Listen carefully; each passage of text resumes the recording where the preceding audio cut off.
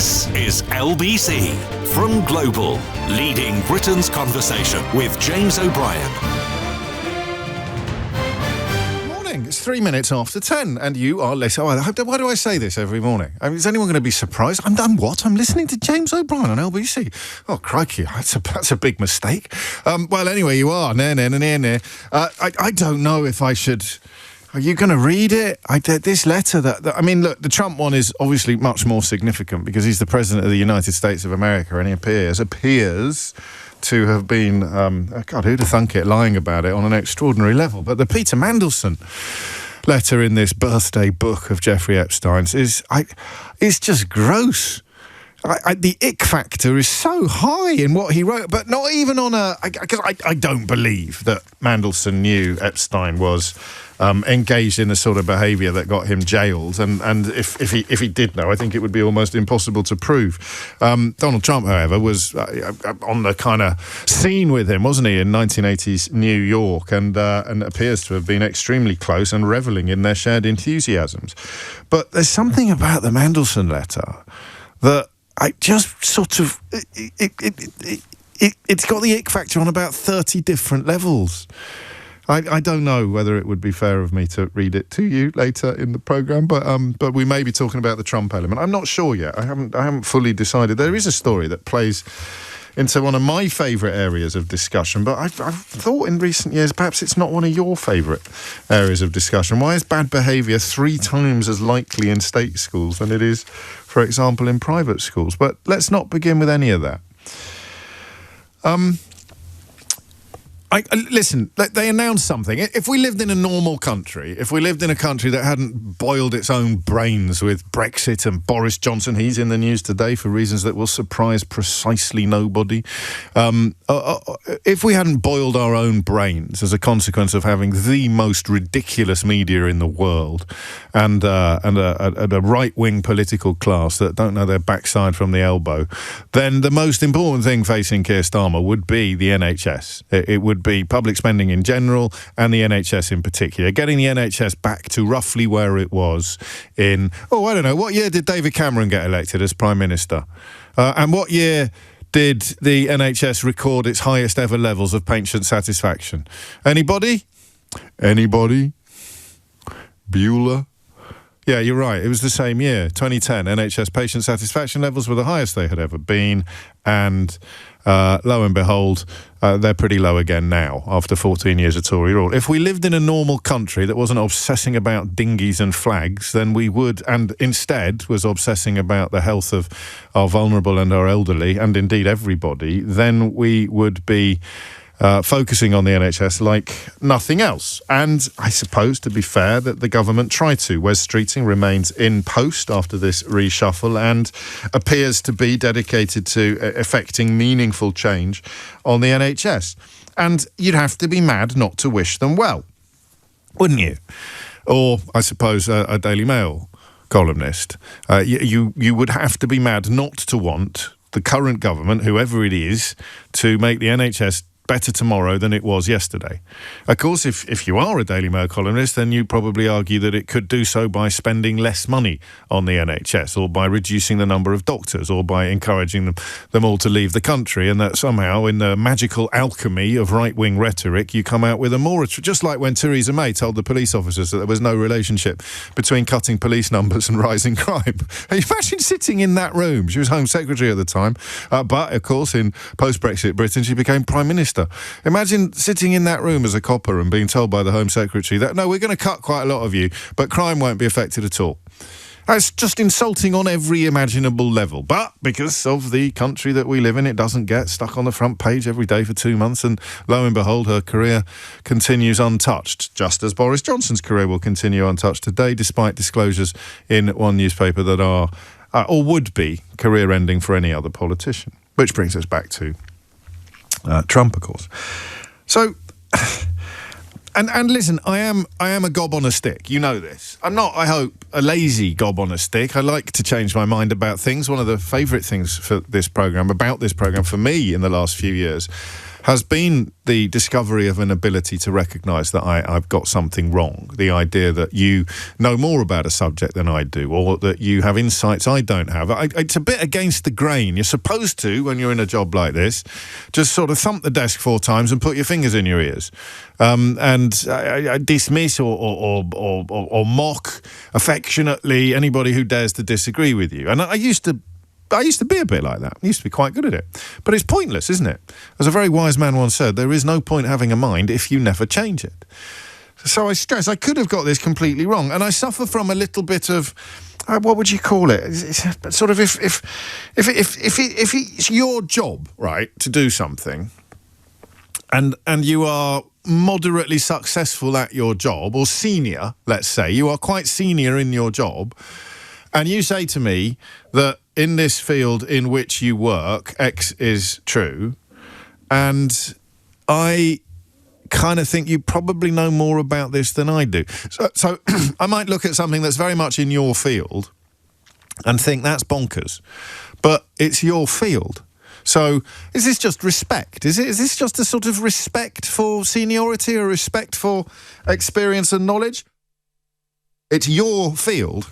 Therefore, I think you probably know a bit more about it than I do. So I look at Matthew Taylor, the chief executive of the NHS Confederation, who I met a couple of times back in the day, very thoughtful bloke. And he says league tables, when thoughtfully designed and effectively implemented, can be a valuable tool for fostering healthy competition and enhancing local accountability.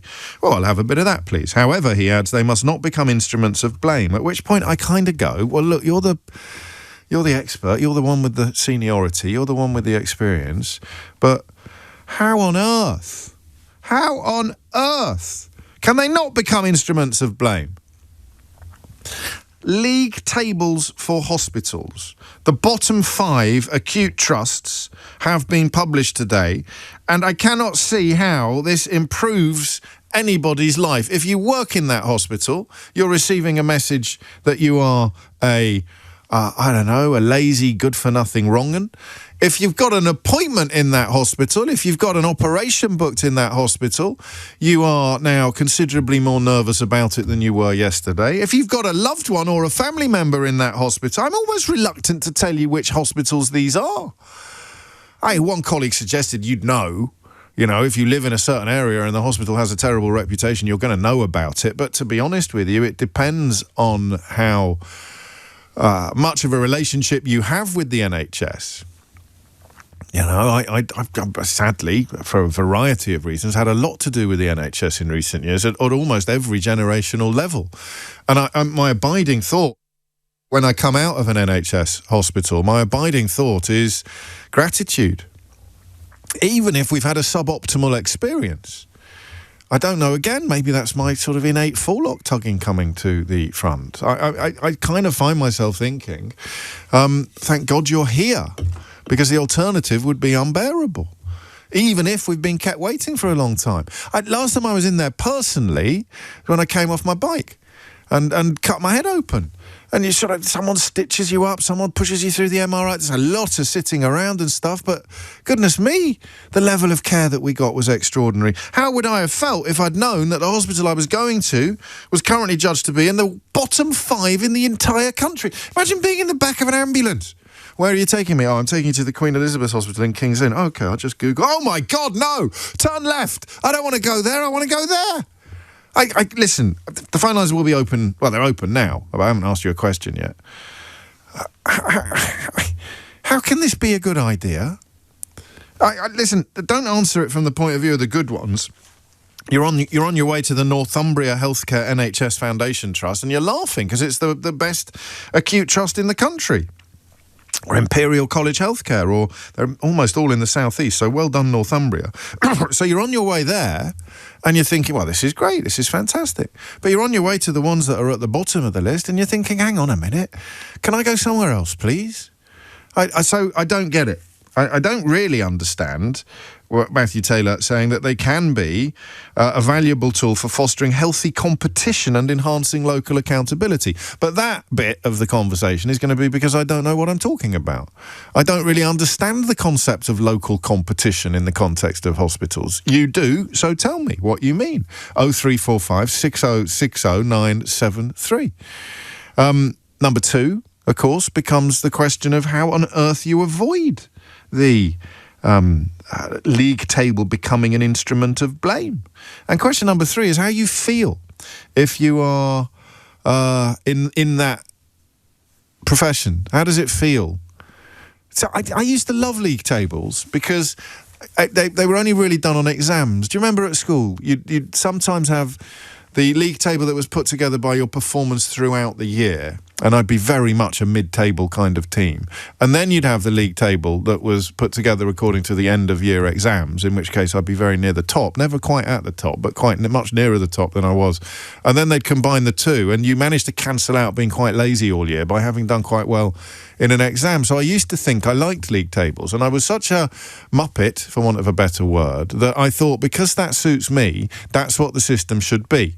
That's a bit like what I meant 4 minutes ago when I said you do a job like this, traditionally you're supposed to just lay down the odds, thump the desk a few times and stick your fingers in your ears and go la la la la la when people explain with evidence and insight why you're wrong. I realised about 10 years ago that a system that works for me is not necessarily the best system for everybody. And in fact, in a utilitarian universe, the system that works for the greater good is the system that works for the greater number. So if most people actually manage to work quite hard all year, the league table at the end of the year shouldn't give a bias to the people who've been faffing around all year but managed to produce the goods in an exam. That is objectively and demonstrably unfair. But in my Muppet years, I would have argued furiously that that's how all the systems should be, because those are the systems that suit me. I say Muppet, you might be thinking Michael Gove. To be fair, they're kind of interchangeable. But that seemed to inform an awful lot of Michael Gove's education policy. Oh, well, when I was at school, this suited me down to the ground. Therefore, I should introduce it for the entire country and spread it all over the place. And that's because I like league tables, or I liked past tense league tables. I don't know what happened to my colleagues at LBC when I became the most popular presenter on this station, but do you think they decided to up their game? Do you think it made them feel good? It was great for me because I'm numero uno, but for everybody else, it's a negative, right? It's, oh my God, especially if you're supposed to be number one because you present, I don't know, the breakfast show. It must be absolutely shocking to be sitting there thinking, this is flying in the face of everything that is normal in our industry, and therefore, selflessly, I would say league tables are a bad idea because they might deliver great news to one person, but it's appalling for everybody else. It stinks. You wouldn't want to be number 2 or number 3 or number 4. You should be encouraging a team attitude, a team atmosphere. So the whole NHS should be playing on the same team. Tell me I'm wrong. Explain to me why league tables for NHS trusts are a good idea. 0345 6060 973. Or tell me why I'm right and what they're missing. How can anybody like this? How can anybody think, oh yeah, my mum's going to hospital tomorrow. Where are they in the charts? Yeah, they're not even in the top 40.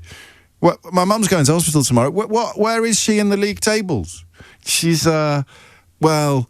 Yeah, we're hoping she doesn't find out. We've taken her phone off her because we don't want her to Google where she is in the league table in case she realises that it's got the worst reputation in the entire country. And God bless the people going to work today at the Queen Elizabeth Hospital Kings Lynn NHS Foundation Trust. Breath. God bless you all, seriously. Imagine going to work today in the NHS, already battered by 14 years of austerity, by assaults upon your job satisfaction. Staffing levels are at historic lows. Your beloved colleagues have been chased out of the country by Nigel Farage and his Brexit buffoons. And now, those of you left, those of you still trying to keep a ship afloat in Kings Lynn, are opening up your newspaper this morning or turning on your radio to discover that you work in the worst hospital in the country. Who does that help? 0345 6060 973. Who does that help? Genuine question with, I genuinely hope, genuine answers. That's a lot of genuines, as you'd expect on this programme. Who does that help? The league table, who does it help? And who does it harm? And what do you think? 0345 6060 973 is the number you need. The time is 10:17. James O'Brien on LBC. I like TripAdvisor, though. On the other hand, if I'm going to a restaurant, I quite like to see what the most popular ones are according to TripAdvisor. I'm sure it's not sort of gospel level reliable, but it's pretty good. When I'm on holiday, I develop a really strange habit of looking at all the one-star reviews of places I've really liked. Not just on holiday, actually. So you go somewhere and you think, this is really nice. Or you've got a favourite place and you're just sort of doodling around on the internet. And you decide to look up your favourite pub or one of your favourite restaurants. And you notice it's got half a dozen one-star reviews. So you go and look at them. And you think, God, these people are awful, aren't they? These people are absolutely awful. What on earth are they doing with their lives that they've decided to spend 20 minutes going online to leave a terrible review because someone didn't pick up their napkin when they dropped it or something like that, despite the fact that their meal was amazing? And that might inform your decision on where to go. Imagine getting into an ambulance and being handed a laminated menu. What is the purpose of telling someone that the hospital we're taking you to is the worst in the area? I cannot see any benefit. I can only see a negative. 0345 6060 973 is the number you need. 20 minutes after 10 is the time. NHS professionals on this programme, a bit like at your favourite takeaway, get a 20% discount, get a little bit of preferential treatment, a fast lane, if you like, to air, because I'll be very interested in a nurse or a doctor who loves them. You love the league tables, and you're going to tell me why. But otherwise, what's going on? Seriously. Michelle's in Crystal Palace. Michelle, what would you like to say? Oh, hi, James. Hello. I'm a nurse. I'm a sort of semi-retired nurse now. I only work as a volunteer in one of the two hospitals that I live near. Thank you for doing that. That's an amazing contribution. Right. Well, you know, I mean it. Well, that's not why I said that. That's not why I said that. I know it isn't. Go on. I live equidistant between two hospitals, both of whom are in the bottom half of the league tables. The one I volunteer at has a local reputation for being pretty dire. Right. And another one, that, as I said, I live equidistant What was its reputation like before you started volunteering there? It was even worse. Oh, thank goodness for that. Carry on. But the other one has a better local reputation, but it's funnily enough lower in the league tables than the one that I volunteer at. About 13 months ago, my husband had a heart attack in the middle of the night. Oh, I'm sorry. And that's okay, so absolutely fine, but thank you. Within 4 hours of me dialing 999, he has had a stent inserted. Gosh. It was fantastic care, absolutely brilliant care. And that was at the lower ranked of the two hospitals.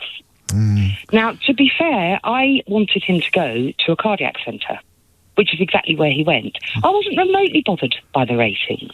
And what I wanted to know was that he was going to be looked after safely and carefully and get out of it alive, all of which happened. Now, I have also, for my sins, and lots of my healthcare colleagues will hate me for this, worked for many, many years in the Care Quality Commission. So I was very involved in rating hospitals. Yes.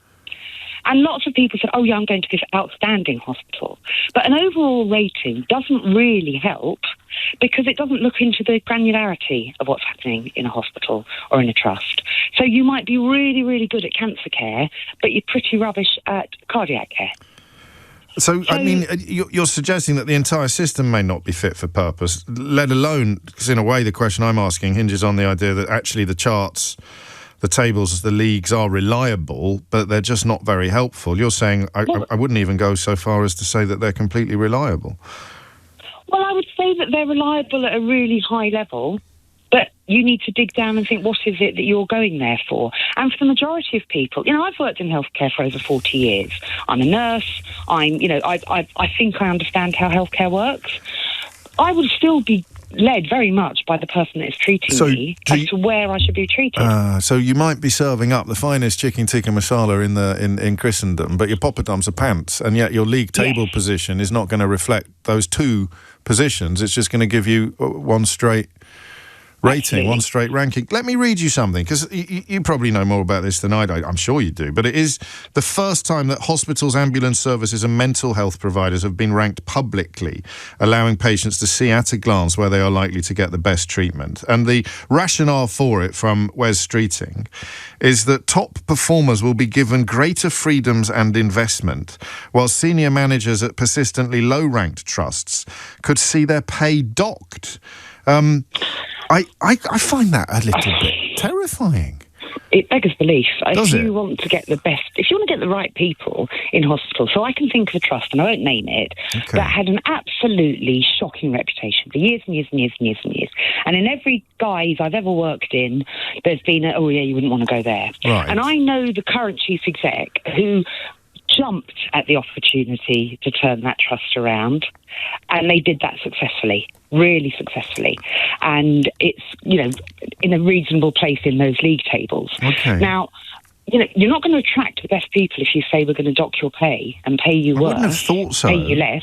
Well, I mean, you wouldn't go in on a docked pay, but after a year, if you hadn't turned things around, you might get your pay docked. Whereas if you inherit a system that's been really well run, to be a little bit glib and simplistic, and you don't do much except leave things ticking along as they were before, you're going to be rewarded more. You're going to be on a better scratch. It's a strange one. Can you see tell me what the theoretical positives are, please, Michelle?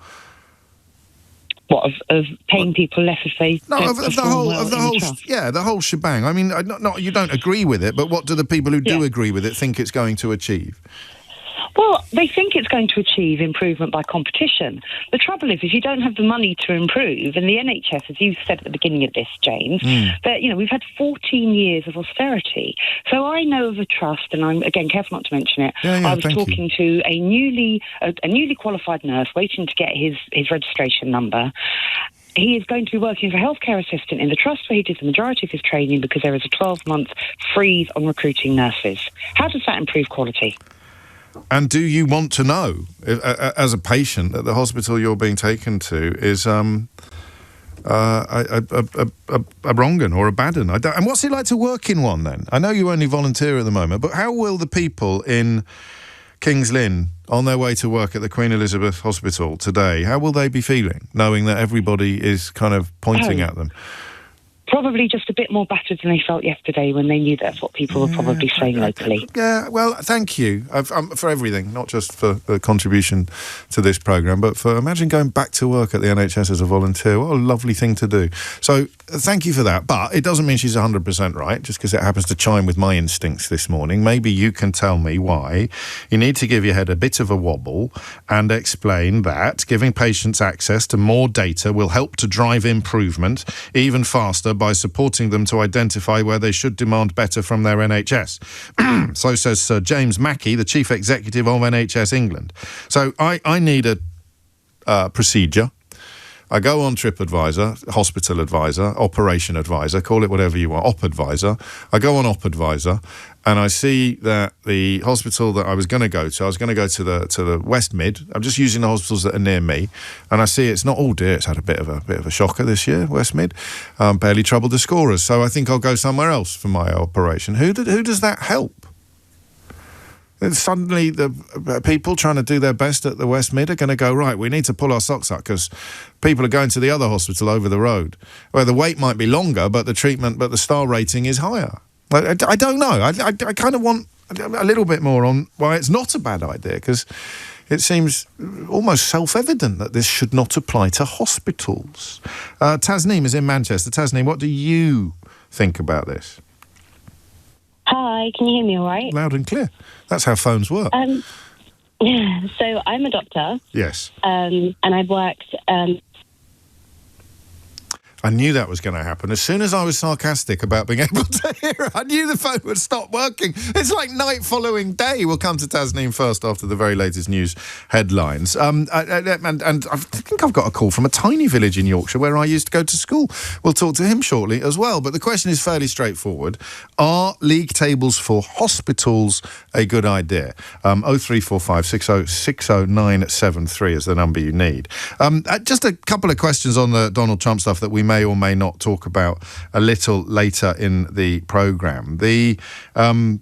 relationship between Peter Mandelson and Jeffrey Epstein is fairly well established. The ick factor of this letter that he put in the birthday card for Epstein notwithstanding, that is truly gross. But it was 2 years ago that JP Morgan revealed that Epstein had been very, very close to Peter Mandelson, writing indeed to his private banker in 2009 to say, Peter will be staying at 71st, that's the house, over the weekend. Do you want to organise either you or you and Jamie? Quietly, up to you. And at the time, Lord Mandelson was business secretary in the government of Gordon Brown, and Jeffrey Epstein had already been convicted of procuring an underage girl for prostitution. So, I mean, listen, plenty of smoke and plenty of fire, but not necessarily anything as new as the revelations today that Donald Trump appears to have sent a letter that he denies sending or writing. It's coming up to 10:30. Thomas Watts has your headlines. James O'Brien on LBC. 10:32 is the time. It's a funny old country at the moment, isn't it? You've got the party leading in the opinion polls having its health policies reportedly written by a kind of anti-vaccine conspiracy theorist. They're trying to distance themselves from him now, but when he was introduced onto the stage by that bloke who used to present ghost hunting programmes on the telly, he said, we've written the health policy for Reform UK together. And he went on to claim that the King and the Princess of Wales's cancers were linked to COVID vaccine. So that is the health platform of the leading political party in this country at the moment, according to the opinion polls. And the party that's actually in power has introduced league tables so that if your mum's going to hospital tomorrow, you will know whether or not she's going to the worst hospital in the country, the best hospital in the country, or somewhere in between. Who benefits from that? 10:33 is the time. I was haunted by Karma having condescendingly and patronisingly said to Tasneem a moment ago that that's how telephones work. Her telephone ceased to work and the line went down, so I will not make that mistake again. Tasneem is in Manchester. Tasneem, what would you like to say? Hi. Sorry, I don't know why the line cut off. So I was saying I agree with the concept of league tables. I'm a doctor that works in the NHS, and I've worked for a few years now, and I've seen increasingly the kind of political dispute that happens in the back rooms between doctors and management. Yes. And I think something that a lot of people think is if there's a league table, that might make nurses and doctors and the workers feel deflated. But actually what it does is it gives management a bit of a kick up the backside to listen to their concerns more, because increasingly management are becoming more and more non-clinical, which means they don't actually understand what's going on the floor. And when doctors and nurses are raising concerns that XYZ thing isn't helpful for their work. Oh, I like this. Yes, so it gives you ammunition in negotiation with management or when pointing things out to management. Exactly, because a lot of the time they're prioritising things that aren't important, and it means that patient safety is impacted. And when we try to express this, their priorities are just completely different, because for management it's all about patient flow, getting patients out, making sure discharges are happening quicker. But if that means that as a clinician I don't feel safe that this patient is ready to go home, but I'm rushed to do that because management are on my back, breathing down my neck to make sure that it's happening. And I've seen so many senior clinicians really frustrated by this but unable to do anything. So if this then reflects on patient outcomes and on the ratings of the hospital, then it means that the people who are quote-unquote in charge then have to reflect on what they're doing and do things differently. Are you sure? 100%, because I've seen this. What ends up happening is, on a day-to-day, if you're not happy with something, you have to fill out a Datex form, and that takes ages to do, and you don't have time to do it. So a lot of the time people just don't fill out the Datex forms, but only in filling out those forms do those concerns get flagged up to management in a way that they have to do something about it. So if you have two avenues now, as well as Datex forms, you also have hospital ratings. It means that the people who are running the hospital have to do things differently. It's a little bit like schools. A lot of schools that get flagged up to be concerning and not performing well. I don't think we should have it in schools either. You're probably a bit more optimistic than I am, a little bit more glass half full. And the idea is that if the managements continue to ignore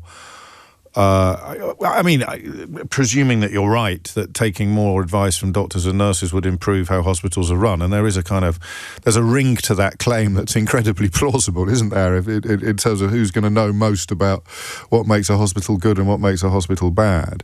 But presuming that goes on, management who don't then respond in the correct way end up having their wages reduced. That's the plan. You're making it sound like quite a good idea. Yeah, but the thing is they have to they have to take it on board because they're now going to be publicly reflected on the system. And it's going to force them to have to do something differently, because if they're at the bottom of the league tables and their funding is reduced, then it almost acts like positive or negative reinforcement to do something differently. So the doctors and nurses at the schools, and the Daily Mail is offering an opportunity today to go online to see the full list. I'm sure lots of other organisations are. And you're suggesting that if a patient were to do that, or a loving relative were to do that, and discover that a hospital where they have little choice but to go today or tomorrow for a procedure is very poorly performing, the doctors and nurses in that hospital today will be, I don't think you're suggesting they'll necessarily be celebrating, but they'll be a lot more upbeat about it than outsiders might It's not suspect. that we'd be upbeat about the fact that we're working in a deadbeat hospital. It's about the fact that we might become a little bit more optimistic that they're going to have to start doing things differently. Whereas before, you sometimes feel a little bit helpless that there's nothing you can do to make the hospital run any different. So it's almost like an external pressure for the hospital to have to improve. I like this. So we're looking at financial responsibility, patient access to care, cutting waiting lists, reducing A&E wait times and ambulance response times. All of those things would fall under what you've described, would they? I think it would. Like, for example, I worked in a hospital where they've got a fantastic A&E. And I know that if my parents were ill, I would drive them straight to that A&E, because I've spoken to some of my friends and the way that their departments run is completely different. And they hate working there, let alone the patients who have to go there.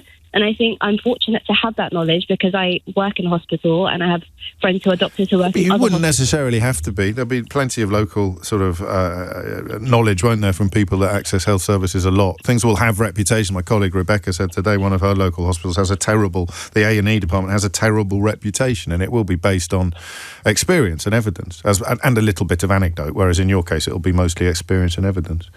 Not necessarily, because I think with anecdotes, people don't understand the nuances, and I think people will always find something to complain about, especially when it comes to A&E, because no matter where you go, A&E is a long wait time, etc. But for example, me as someone who knows that at Southend A&E, they have excellent connections with SDEC, and they refer patients to SDEC if they can't do something there and then, and etc., etc. Whereas I can speak to another friend from another hospital who says, SDEC is completely rammed, and actually the relationship between A&E and get the right metrics and the right measures in place, and there are grounds which you've beautifully articulated. There are grounds for optimism. You're precisely the caller I was asking for, the doctor who can tell us why it's a good idea. In conclusion, I mean, the people who are in the back of an ambulance going to a very specific hospital who discover that the hospital they're going to is, I think you used the word deadbeat, there's not much good news for them today. No, but hopefully it would make things different long term. Yeah, and that's no comfort at all, but I can't wang on about utilitarianism at the top of the show and then completely ignore the utilitarian argument that you've just made. The greater good would be served by league tables under Tasneem's reading. So that's a nurse who doesn't like them and a doctor who does. Where do you sit on that graph of approval or disapproval? I can hear my pendulum swinging, or I can feel my pendulum swinging, because if you are poorly performing and it is down to poor management, I suppose I have this slightly naive idea that if a hospital isn't producing the goods, it's because it's been sort of caught up in a tsunami of demand, or that it's dealing with ancient infrastructure. I know the hospital in King's Lynn, oddly enough, because I spend a lot of time in that part of Norfolk, and the hospital in King's Lynn is architecturally broken. The stories about sandbags and leaks and beams, scaffolding poles being put in to hold up bits of building and stuff like that. I don't know how you could bring in the Brian Clough of hospital managers and you'd still be having to deal with things that the brand spanking shiny new hospital up the road is not dealing with. So to do a like-for-like comparison seems at first glance to be very, very unfair, but at second glance perhaps Tasneem's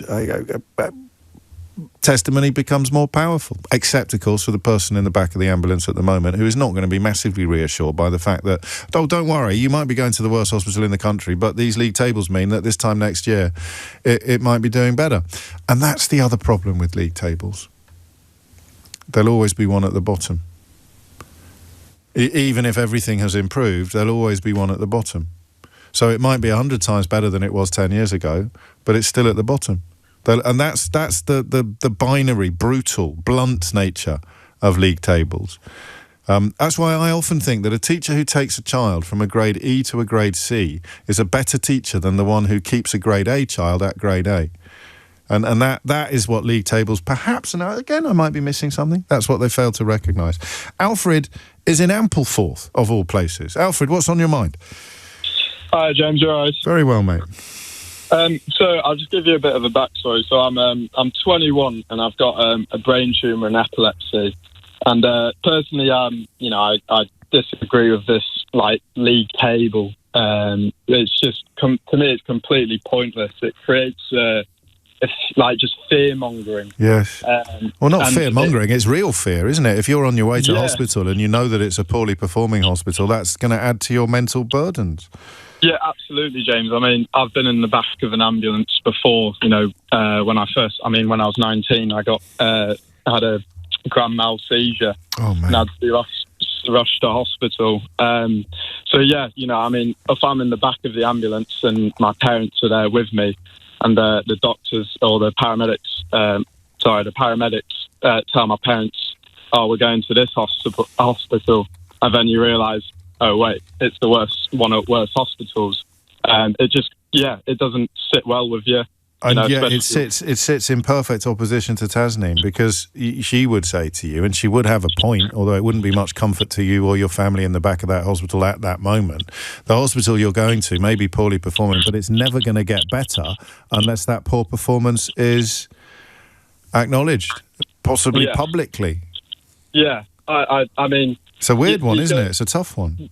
Yeah, I mean, you go into a school and it's like the teacher doesn't put every single child's grades on a screen for everyone to judge. I did it at my school. Well. In fact, you can probably see my school from where you're calling me, can you? Well, I drive past it. I mean, I must say it's a beautiful view.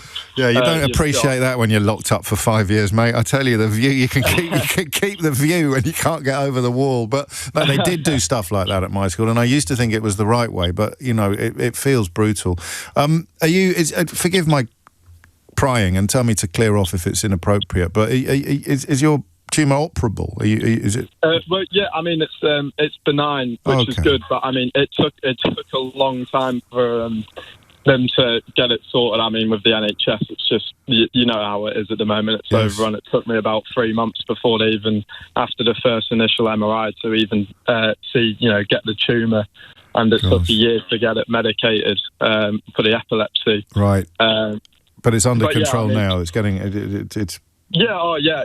Well, good. I'm self-employed. I work in the trades. I'm fine at the moment. I just have a scan once a year, but obviously it's unpredictable. You can't control it. It's the way it is, and you just have to get on with it.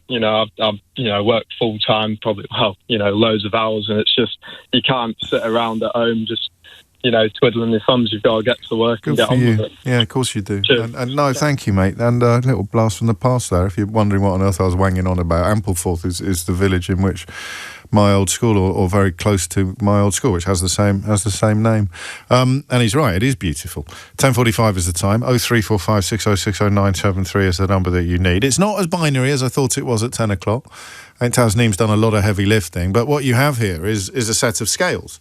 Is it scales or a pendulum? You decide, but you have a set of scales. And on one side, you have the patient experience, and on the other side, you have the powerful argument that the bad places are never going to get better if their badness is confined to the darkness, if the poor performance is not trumpeted and pointed at, they're never going to improve. And then you've got my slightly academic objection that, well, imagine if you've got the top 100 hospitals and the one that came in 100 improves by 30% next year, but still comes bottom. I mean, I don't know. That just seems to me that their success, if you like, is going to have been polluted. But that doesn't mean it's not the best available option. Always conscious on this programme of not letting the perfect be the enemy of the good. 10:46 is the time. And you are listening to James O'Brien on LBC. James O'Brien on LBC. It's 10:49. You're listening to James O'Brien on LBC. There are some problems here. This is nice from Roger. Are there going to be promotions and relegations, James? I love the idea that you've just tuned in. What are they talking about? Roger wants to know whether there's going to be promotions and relegations. Well, look, you hear league tables. If you're wired a certain way, the first thing you think is promotions and relegations. And in the case of hospitals, it seems unlikely. How do you relegate a hospital? How do you promote a hospital? Well, actually, although Roger is being hilarious, you do promote and relegate staff according to the performance of the hospital. It's even being suggested that a hospital manager may have their wages reduced, may have their salary docked if they do not turn around a low rating. If the persistently low-ranked trusts continue to perform poorly, then the managements could suffer. At which point my quibble perhaps becomes a little bit more pertinent. This is a low-ranked trust. I presume that's something you have to be careful about pronouncing correctly. But you, presumably, even if you're bottom, if your numbers have improved, you wouldn't get your pay docked. So you might stay bottom of the league, but you wouldn't get your pay docked because you have actually improved. But you're still bottom of the league so that the patients will be able to see. Do these sound like big flies in the ointment or small flies in the ointment to you? I don't know. But I do know you can tell me. 0345 60973. To continue Roger's message, in real life it's nonsense. Much like school league tables. For most people, you don't have luxury of choice. You get what you're given. The great free market myth doesn't apply to public services and energy provision. The idea that choice is good and leads to competition and drives up standards. I don't know.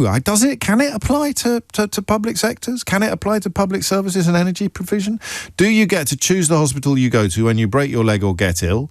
As Thames Water is rubbish, can I get a new supplier? I like that message, but I am not as on board with Roger as I was before Tasneem rang in. Such is the nature of this programme. Alicia is in Bath. Alicia, what would you like to say? Oh, hi, James. Hello, Alicia. I'm coming at this as used to be a nurse in the NHS. I now work in medical devices. We have spoken before about ventilation during COVID and stuff. Well, that was you, was it? It was me. I think we made you famous, didn't we? Slightly. So I wanted to come at this from, I can totally see the patient perspective. Yes. And actually, when you were talking earlier, do you remember the top 40 countdown that used to show on the TV on a Saturday, and it Yes. had like coming up and going down? That could be a good idea. I'm wary of doing voices at this point because most of them ended up in prison. But yes, I do completely remember the hit parade that you referred to.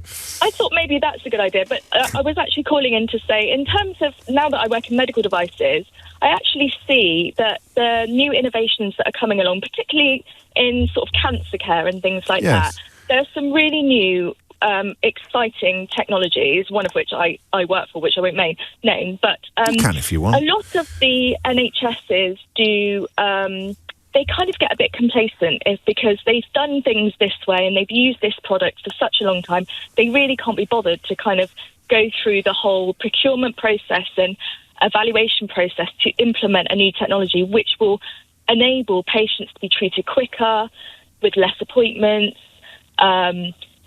with less impact on their lives, and improve the patient pathway. And now that they're being exposed, that they're not doing very well in these areas, perhaps that will make them kind of wise up to what is out there, because there are a lot of trusts that are using really outdated whose decision would that be? Management or surgeon or doctors? Surgeon? It really should be, in an ideal world, it should be a collaboration between clinicians, procurement, finance. It should all really... Because what the earlier caller did was establish a tension between healthcare professionals and management, which I found that plausible. I thought that. But that's why people like me, if they're any good at their job, will help get them to collaborate and get them kind of speaking to each other and understanding. Because a lot of these people in management aren't clinicians or haven't been, so therefore the clinician can see the patient benefit. The procurement or the management are just looking at the numbers. And now that their numbers are out for everyone to see, if they're not treating their patients, cancer patients, for example, within 30 days, or they're only treating 60% of them, the patients can see that now and they can ask why. someone in another county. It's another plausible, yeah. I mean, with really the slight caveat, and you've done this yourself, and I'm only really teasing because you're obviously a honest and good person. But there is a slight caveat that you're saying this is a really good idea because it means I might be able to sell more kit. But I would only sell kit that's good for patients, though, because look at that. It has to, it's got to improve patient care. Otherwise, I wouldn't be doing it. So none of this, of course. There's two conversations here, and never the twain shall meet, because Alfred in Ampleforth, when he's in the back of an ambulance having had a seizure, he doesn't want to know that the hospital he's being taken to is bottom of the charts, but it's never going to stop being bottom of the charts unless everybody knows that it's bottom of the charts so that everybody there can pull their socks up. But I think with any information, I think if they maybe delve into it a little bit more, and I think they're probably going to be trusts at the bottom just because of their financial mess, and that's not really, it could be an amazing... from a patient perspective, you could be treated brilliantly there, but their finances are in the gutter, and that's why they're so far down the league. So I think with anything, if you look into the numbers rather than just read the headline and see what it is, and actually, unless you are needing A&E, urgent care, you can... You can make exercise a little bit of choice, which is what they all seem to be obsessed with, despite Roger's misgivings about free market principles in public sector places. You can actually shop around, you can make decisions, but and reject what Wes Streeting calls a postcode lottery. Thank you, Alicia. You can tell us what field you're working in at the moment if you want. It's entirely up to you. I work in breast cancer now, so we help treat patients with fewer appointments and streamline their pathways so that they can concentrate on other things rather than repeated appointments. And it's a timely reminder that you need synergy in healthcare, and you do need marriage between public and private sector, and that would be something that enhances or improves efficiency and sees a hospital move up the league table. 10:56 is the time. Karan is in Coventry. Karan, what would you like to say? Oh, hi, James. Thanks for taking my call. You're very welcome. This is a very interesting subject. So I'm a doctor. I do agree in part with what Tasneem spoke about earlier around the tension between the doctors and other healthcare staff and managers, and how with the published data, it could go some way towards allowing managers to sort of see the perspective of doctors and other healthcare staff when they do bring issues to them around, patient safety concerns or working pattern concerns. But the other concern that I have, James, is that with this published data, it might even create an even more hostile environment between the healthcare staff and the managers. So I've worked in A&E, and one of the terms that's used in A&E quite a lot is breach. So if a patient's within the department for more than 4 hours. Things are bad, mate, but they're not that bad. Yes, for more than 4 hours, then it's termed a breach. Right. So you basically need to have a decision for the patient before the sort of 4 hour mark hits. So you either are admitting them or you feel that they're safe to discharge back into the community. Now, a lot of the times, there can be a lot of pressure on the doctors and other healthcare staff to make those decisions. Yeah. So, I've had this conversation with some of my nursing colleagues or other colleagues to say, if I've picked up a patient at 3 hours, 50 minutes, I can't make a decision, an assessment for them within 10 minutes. But the breach is on you, as it were. Well, it's not necessarily on me, but then if a lot of patients are breaching, then that can impact on the hospital. So it can reflect on ratings. That yeah, exactly, and that can affect the... I think of the difference between art and science, and some elements of medicine are art, and league tables reflect the idea that they're entirely science. So art is, the art of triage or knowing or feeling and getting things done quickly. You need instinct, you need ideas. You can't do it in 10 minutes is what I'm saying. And the idea that you then become a problem, you become a statistical negative if you haven't done it within the 10 minutes you've got to do it in is not fair or helpful. The thing is, James, for me, the priority always has to be a safe patient outcome. So if the patient's in the department for more than 4 hours, but we ensure that they receive the appropriate level of care and assessment, that has to be a greater priority than preventing things like breaches. Of course, when the department is busy, etc., you do need to be efficient, but at the same time, you've raised a really good point. There is a huge level of benefit of, practicing that art of medicine as well, listening to the patient's concerns, trying to get to the root cause of the problem.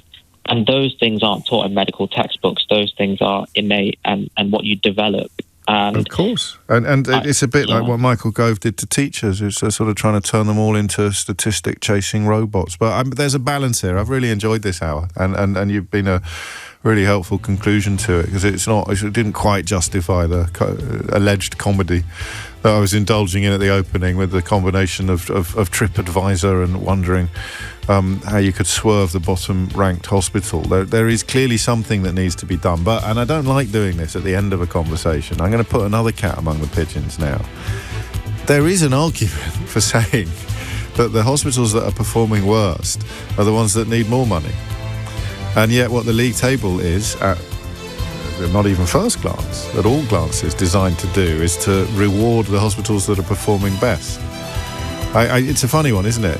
You go into a failing school, sometimes they'll bring in a superhead. If it continues to fail, everybody loses. James O'Brien on LBC.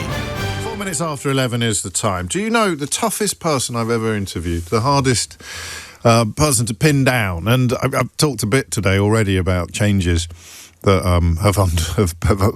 I've undergone in the years that I've been presenting this programme. I used to be a very different creature. So, for example, I was a very typical Londoner when it came to tube strikes, as in I hated them. And Bob Crow, the late great leader of the RMT, was possibly the finest performer in a studio context that I've ever encountered. He was an extraordinary interviewee. He could run rings around even people who thought they were really good at the job, and by being better than them, not by doing what like Farage does and just not answering the questions that you've been asked, or insulting the interviewer, or claiming that the questions are somehow not fair.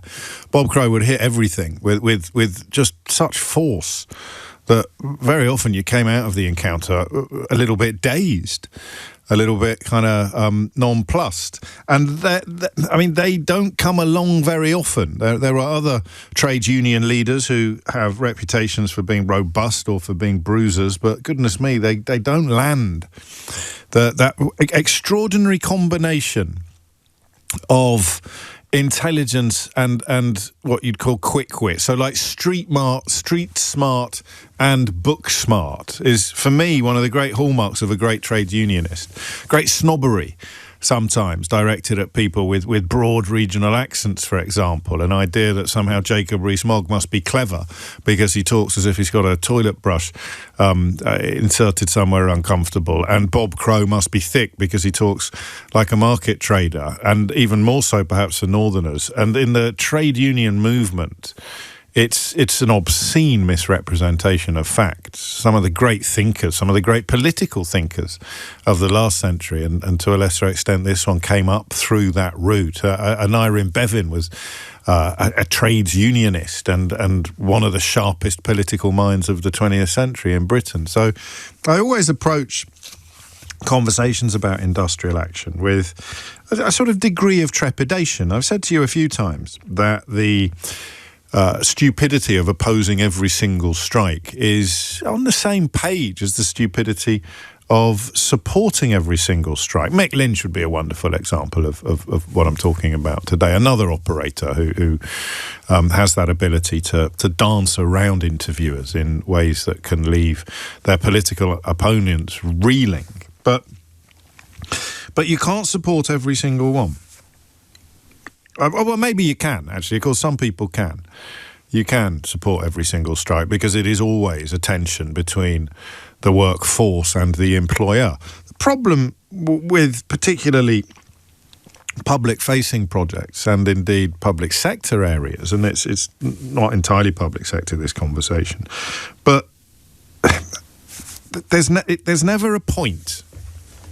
Let me choose my words carefully. There's never a point at which a union can say, right, that's okay now. We'll take a few years off. I'm going to go on sabbatical. Do you see what I mean? I used to think this, in fact, I suppose in a way I still do, that if you're in a quango that's dedicated to equality and diversity, would you ever admit that your work here is done? God forbid it's ever going to be done. I wish it could be done, but things seem to be going backwards now. But if the Commission for Racial Equality, if you were running that, would you ever turn around and say, do you know what, I think we've now achieved racial equality? Because you'd be doing yourself out of a job. And if you are a General Secretary of a trade union, and let's talk specifically about the RMT today, you look after tube drivers and you rely upon their subs for your income, and your job is to improve, to sustain and improve their working situation. Isn't it? That's your job. That is what the RMT exists to do, to protect and promote the interests of of trained drivers, of trained staff. It's easy to focus on the drivers, of course, but the current strike does focus on the drivers. They're walking out in a campaign for higher wages, and I hate nothing more than middle class, upper class pundits and politicians who think that there is something unseemly about tube drivers in particular earning decent money, earning the sort of money that would normally be reserved for graduates.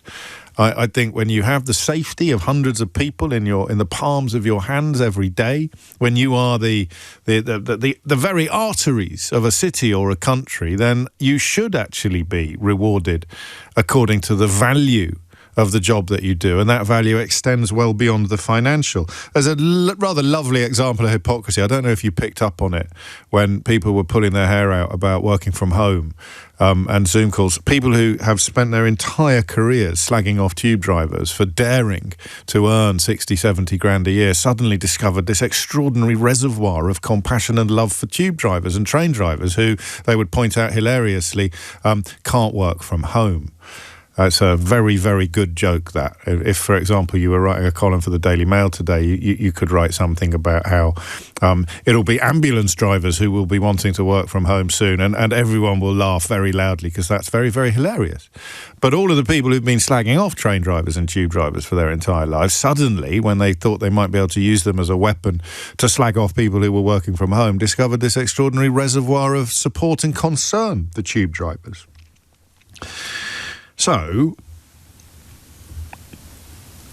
I looked at a Freedom of Information request that was made to TfL, and this is a conversation about industrial action and rewards. It's not a conversation about London. I appreciate it can sound a little bit London-centric when there's a tube strike. If you're listening in Newcastle, it's unlikely to have had a major impact on you. But the Freedom of Information request made to TfL reveals that the annual salary for a tube operator, and I also have to stress that I earn more than they do and I work technically 3 hours a day.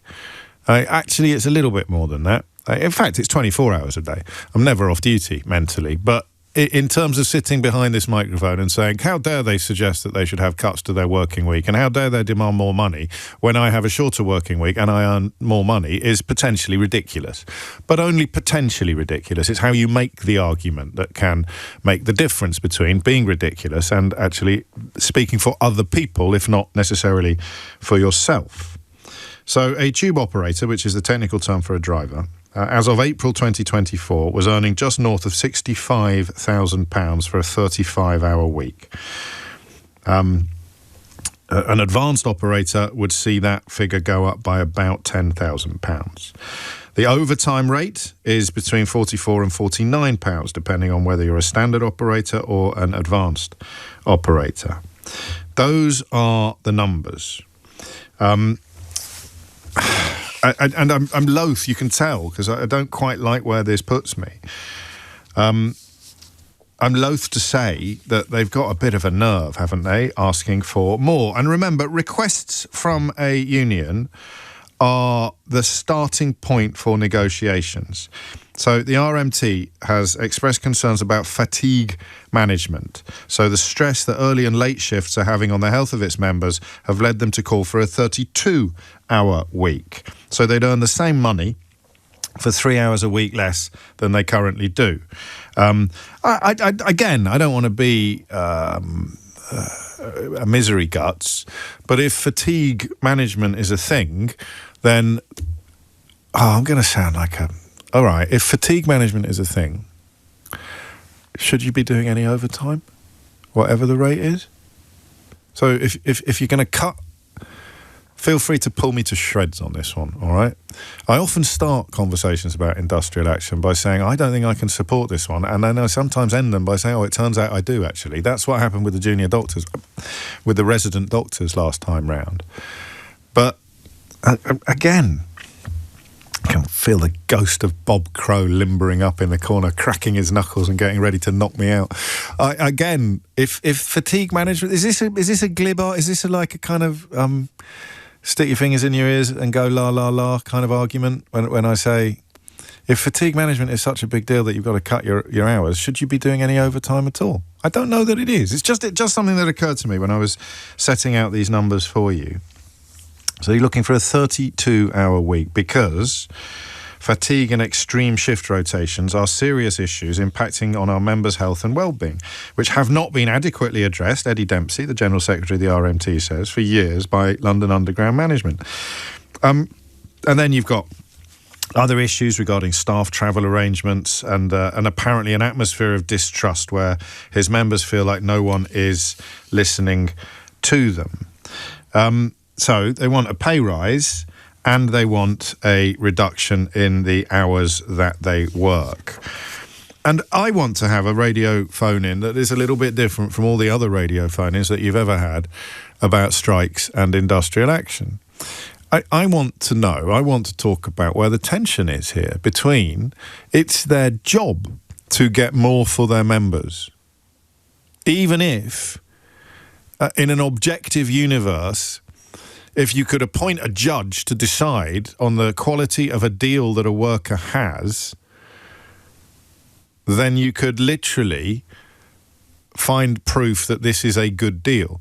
If you could objectively establish that tube drivers have a good deal, then the role of the RMT would become redundant. Now, that can never happen. That can never happen because I'm a huge believer in trade unions. I think the decline in trade union membership is a large part of the reason why the country's upside down at the moment. But they're never going to say everything's fine. We're gonna sit still for a while. How do we decide whether or not tube drivers deserve a pay rise? And for tube drivers, insert any other member of the public sector that has resort to industrial action, because of course some don't. The police, for example, simply don't. How do we decide whether or not there is a decent deal in place, whether or not there is a need for an improvement? There will be people talking to me, there will be people listening to this who already think I've got things horribly wrong. The services are hugely disrupted. There's no movement at all, essentially, on the system for the next 5 days. Or until Friday, until late on Friday. And I want to know how you decide whether or not it's justified if you're not just going to base your opinion on tradition. I am in favour of strikes, I am opposed to strikes. If you're not that person, how do you decide whether or not to support a strike? And under that reading, do you support this one? And listen, I apologise now if I've got any of the facts wrong, but we can fix them pretty quickly, right? It's that sense. It's a form of footballification, but I think it's the healthiest form of footballification to always be on the side of the workers. It's just not sustainable, you know. Ultimately, you can't be paying every worker £1 million because businesses would become absolutely unsustainable. So there has to be a lid, there has to be a limit upon settlements. It's just that I have no idea where that limit is. I would be comfortable living in a city where tube drivers earn £100,000 a year. I remember that London is in many ways driven by the city of London, the square mile, where people earn stupid sums of money for just moving money. Moving people should be, and I know this sounds a little bit naive, but moving people should be. I'm never going to create a universe in which it's more highly valued than moving money, but moving humans around shouldn't be earning a salary that's several zeros smaller than some of the people that spend their lives moving money around. I just want to know. I want to know either the broader question of how do you decide whether or not to support a strike, okay? 0345 6060 973 is the number you need. And that, I hope, can invite answers from every corner. If you want to tell me why fatigue management is a thing for train drivers, I kind of buy it. I can see how it would be knackering. I often say doing this job is a bit different from some other jobs because you have to be fully concentrating all the time. If you're not concentrating fully all the time, bad things can happen. Even things you don't even know about can happen that are bad. You just got to be, we all do, even Keith, we've all got to be completely on the ball all the time. Ideally, it's not possible sometimes. But how do you decide whether or not you're going to support a strike? And once we've established that metric, do you support this one? 0345 6060 973, because I'm genuinely torn, you can tell. I'm looking at the numbers and I'm thinking, that's not a bad living. But then I'm sort of thinking, why don't they deserve more? If you've got a union that can secure you a better deal, why on earth wouldn't you seek to exercise your power in order to secure... Okay, let's do it this way round. Hands up if you'd like a pay rise. Exactly. Sorry, I'm putting mine up as well. Hands up if you'd like a pay rise, okay? Hands up if you do quite a lot to get one. Yep, all of us still, again. Hands up if you do absolutely everything in your power to get one, up to and including running the risk of seeing the entire shebang shut down. But put your hand down, Keith. Probably not. I mean, you wouldn't want to actually secure a settlement that meant that the company couldn't carry on.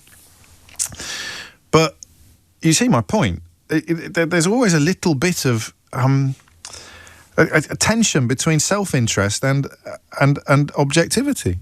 So I don't know. Should I be supporting this strike? 0345 6060 973. Are you? And how do you decide? And be honest about this. You might be doing a job that earns a fraction of what they earn, and you can't get past that. You say, why the hell are they on 70 grand when I'm only on 25? I work blooming hard. I'm all hours of the day. I'm never off duty. Why don't I? And therefore I can't support them because I'm jealous. Just be honest and say I'm jealous. How do we decide? I don't know. I can't even remember how I used to decide. Everyone should have more money. Yeah, great. How's that going to work? 0345 6060 973 is the number you need. Hit those numbers now. You will get through. Any angle you want on this. And if you're a tube driver and you want to give me a slap in the memory, in honour of Bob Crow's memory, then you feel free on the same number. It's 11:20. James O'Brien on LBC. It is 22 minutes after 11. The RMT want a pay rise of about 4.5%, which will take their annual salary up to £76,000, which sounds like a decent scratch. How do you know, if you're opposed to it, that you're not just jealous? How do you know, if you're in favour of it, that you're not just being sort of politically lazy? How do you decide whether or not to support this particular strike, or indeed any strike? And I want the calls to be split between people who have skin in the game, as it were, which is, I suppose, everyone in London, but most obviously the staff, the RMT members and the tube operators, and then the political theory of it. I love the political theory of it. How do you decide whether or not to support a strike? You can't really work for most of the UK media without being opposed to every single strike that's ever called by everybody. Teachers, screw them. Doctors, screw them. Train drivers, screw them. Whoever it is, if they're going on strike, they're scum. That is what you are paid to promote by your employers, who are generally terrified of strikes. Okay, happily we can do things differently here. You can tell me how you decide whether or not to support a strike. And the golden caller will be someone who supports some and not others, which I aspire to being myself. But I don't know whether to support this one, because I don't see why you would have a problem with tube drivers earning more, except, of course, the rather obvious argument that it means paying more to get around town. Mark is not in town, which is nice, because it proves this isn't a London-centric subject. Mark's in Manchester. Mark, what would you like to say? Good morning, James. How are you? All right? Everyone, mate. What's on your mind? I'm just trying to put it into a bit of context in comparison to others' jobs. I mean, First of all, the 4.5% that they're asking for, is that stuck with inflation over the year? So it's not going to cover the cost of their eggs going up, etc. It's not like they were asking, like the train drivers, for X percent higher, for starters, but that wasn't, the original... no, don't overcomplicate an already complicated question, please. Right, the hours that they're asking for, 32 hours a week. Yes. Cabin crew, pilots. Now, the cabin crew haven't got, obviously, yes, you still need to be there for the CPR or everything if everything did go wrong. We were only allowed to work 900 hours a year, chock to chock. So from the plane pushing back to stopping at the other end, 17 hours, 17-point-something hours per week. I didn't know that. Yeah. That's because of... It's 2,000 hours, the other part of the thing is it's 2,000 hours per year. So when you had to report an hour early for your safety briefing to check the aircraft, if you were getting off at the other end and going to a hotel, so you're an hour or half an hour in the bus, etc., you could only do 2,000 hours a year max. But flying, the plane actually moving, 17-point-something hours a week. So the tube drivers, with lives in their hands, aren't asking for that much. So do you know, I thought you might have been going the other way on this. It's interesting, and I don't know whether I need to be as snippy with you as I would have been if you were going the other way, because I thought you were going to say, you were crew, were you? You were cabin crew. Cabin crew, yeah. So I thought you were going to say, when I was cabin crew, I had to put up with X, Y, and Z, so these tube drivers should give their head a wobble and go back to work. Oh, no, James, we'd have a 3-hour phone call if I had to tell you what we had to put up with. Yeah, I get that, but you've done the exact opposite. And what I would have said to you then, I don't want to spoil this because I'll probably get another caller doing that anyway, but what I would have said to you then is, no, but that doesn't matter. This has got nothing to do with cabin crew. This is all about the relationship between these workers and their employer. And I think I can say the same thing to you now. I think the point you're making is that if it has been decided that cabin crew are unsafe if they're doing X number of hours, then it's not unreasonable for tube drivers to argue that they are unsafe if they're doing Y number of hours, but they've been doing Y number of hours since they started the job. Yeah, and at some point that 900-hour rule wouldn't have existed for cabin crew. And changes will have been made for that. And overtime? Can you do overtime as cabin crew? You can do rest day working as things, but that comes off your total flying hours. Well, there you go then. I've got you. Thank God for that. No, hang on, I've got you. No, sorry, James, let me finish. The overtime. If I did rest day working at BA, I'd get paid an overtime rate for it because I'd done more hours that week, but I still had to stick to 900 hours. Which is different from what the RMT are asking for. They're going to have a 32-hour week, and their overtime will be on top of that. Yeah, now, see, if they're asking for a 32-hour week, there should be a restriction for the number of hours that they can drive because it's a safety-related job. That's my point entirely. And it may be that I've got the wrong end of the stick, but at the moment it feels like a zinger. No. As I say, if we did overtime, yes, I could work more than my flights for that week if they were short on staff. But it'd come off your annual figure. But it'd come off my annual figure. So it's a good thing to do because it means you're getting a higher hourly rate for the finite number of hours you can work. But unless I'm missing something huge, and it happens, it would not be the first time. Unless I'm missing something huge. See, I would have thought, are they not on restrictions like with HGV drivers, hours, etc.? Well, then they'd never get any overtime. Then they'd never get any overtime. Well, they would if it came off their overall hours. Well, it's a weekly limit, not an annual limit.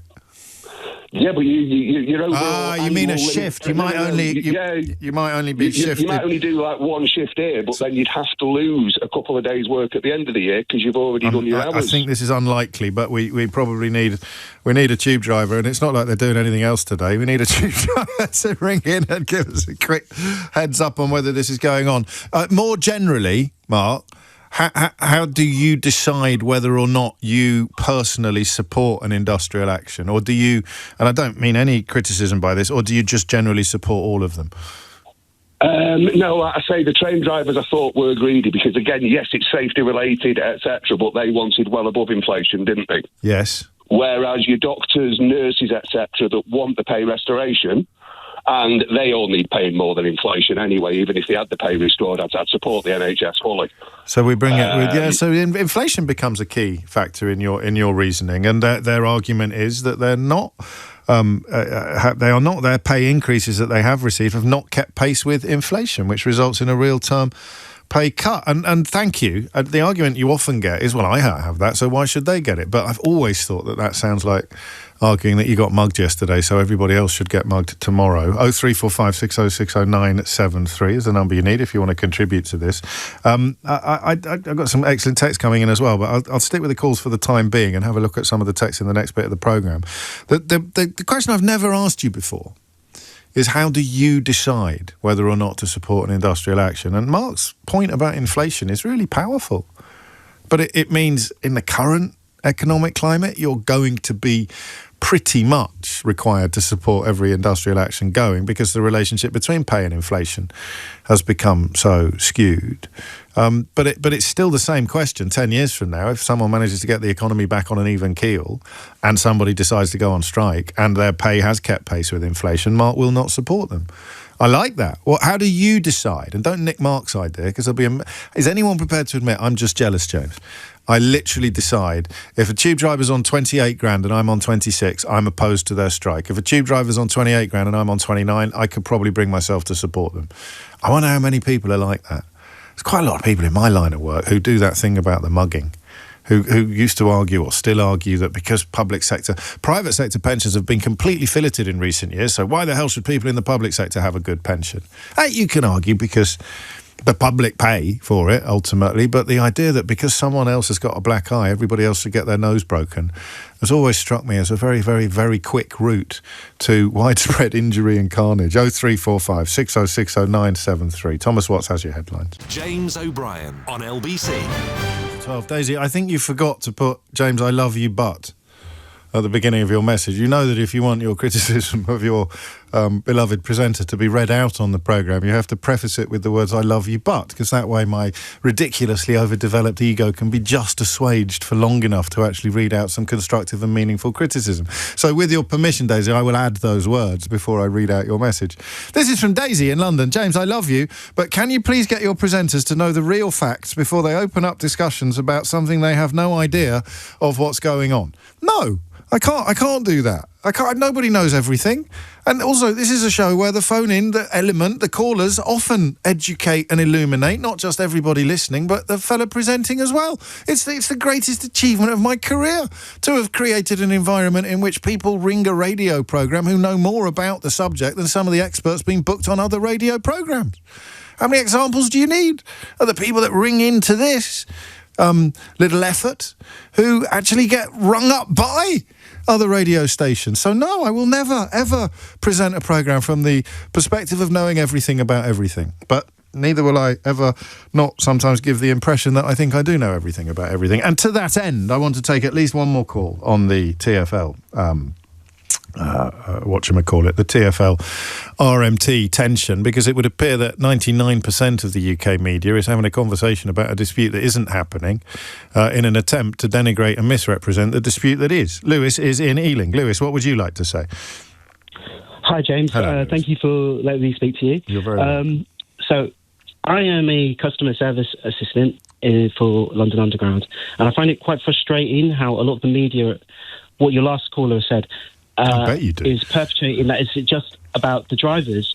Now, as a service staff, like station staff, we are front-facing, and we do not get anywhere near as much as the drivers do. Now, we get fairly paid. It starts off, as your last person said, about 32, and it goes up as you go along. But a lot of the time, it can be a very tiring job. Now, this strike is specifically about fatigue. What happens is we can start shifts. For example, if you're doing a bunch of late shifts, if you're doing 6 or 7 late shifts in a row, you can be finishing at 11 o'clock at night. Some of the days you're finishing at 1:20 in the morning. So on your last shift, you'll be finishing at 11 p.m. and you'll have a day off. And then you have to come back in the next day at 5 a.m. And it's what we sign up for. But having slightly reduced hours will hopefully lead to a 4-day week which will hopefully lead to more time in between the shifts, so we can have. You've almost sort of been your own devil's advocate when you say it's what you sign up for, but you also sign up for your union membership with expectations of them improving your terms and conditions. If only getting your pay settlement to reflect inflation, and as you would point out, getting the terms and conditions to maximise your safety, and your safety is my safety as a passenger. Your health is my health as a passenger. How frustrating is it? I mean, because listen, this is. I know he's not exactly the most reliable witness, and he remains the only journalist, I think, in the country that's ever been cited at an inquest by a coroner into the suicide that someone he'd attacked in print. But Richard Littlejohn is adamant this morning that this strike is about people seeking a bumper pay rise on top of their £65,000 to £72,000 salaries. Now, we've just spoken to a driver who's not on strike, who will be on that sort of money. You are on strike. Can I ask what sort of money you're on? Well, the starting wage is about 35. Not 65. It says 65 here in the Daily Mail. It's not 55. It starts off at 35, and then after a year of training, it goes up to, I think it's about 44. Okay. Now, the people who are earning significantly more than that are doing overtime, and I do not go on my days off. And they're not drivers. Stay afterwards.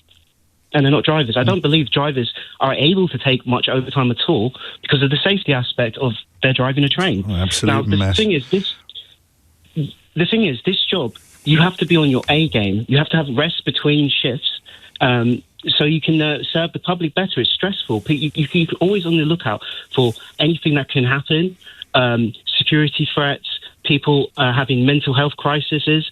Anything can happen at any time. And another aspect is there's rising reports, that people getting assaulted, people are upset. And I understand we don't take this decision lightly. None of us want to miss work or inconvenience anyone in London. But they are not taking it seriously, the rotations of shifts. We get 2 days off a week, but that can mean you can have 2 days off and then you will work 7 days, because as long as the next week you have 2 days off, you're actually working 7 days in a row. So eventually you'll have a long weekend, which is very nice. This is sensible and dry, isn't it? And I mean, my support for what you're doing, it being shored up and increasing all the time. But of course, if it's not sensible and dry, if it's dishonest, provocative, and designed to make people hate you, then of course, it sadly, in the current universe, it's going to draw more clicks and more attention. The problem is establishing whether or not the people peddling the lies believe it. This isn't Idiot's Corner. Can I start a new thing called Old Bless? So Phil, I think, might have been trying to get into Idiot's Corner, but we're going to give him an Old Bless instead. He says, why doesn't Khan come out and explain the press are getting it wrong? Oh, bless. Mate, have you looked at the press? Have you? I mean, the columnist that we're referring to now, who a lot of people are pointing out, he may well have written this column from a gated community in Florida, so we possibly shouldn't be so hard on him for not knowing the easily available facts. But they even call him rude names.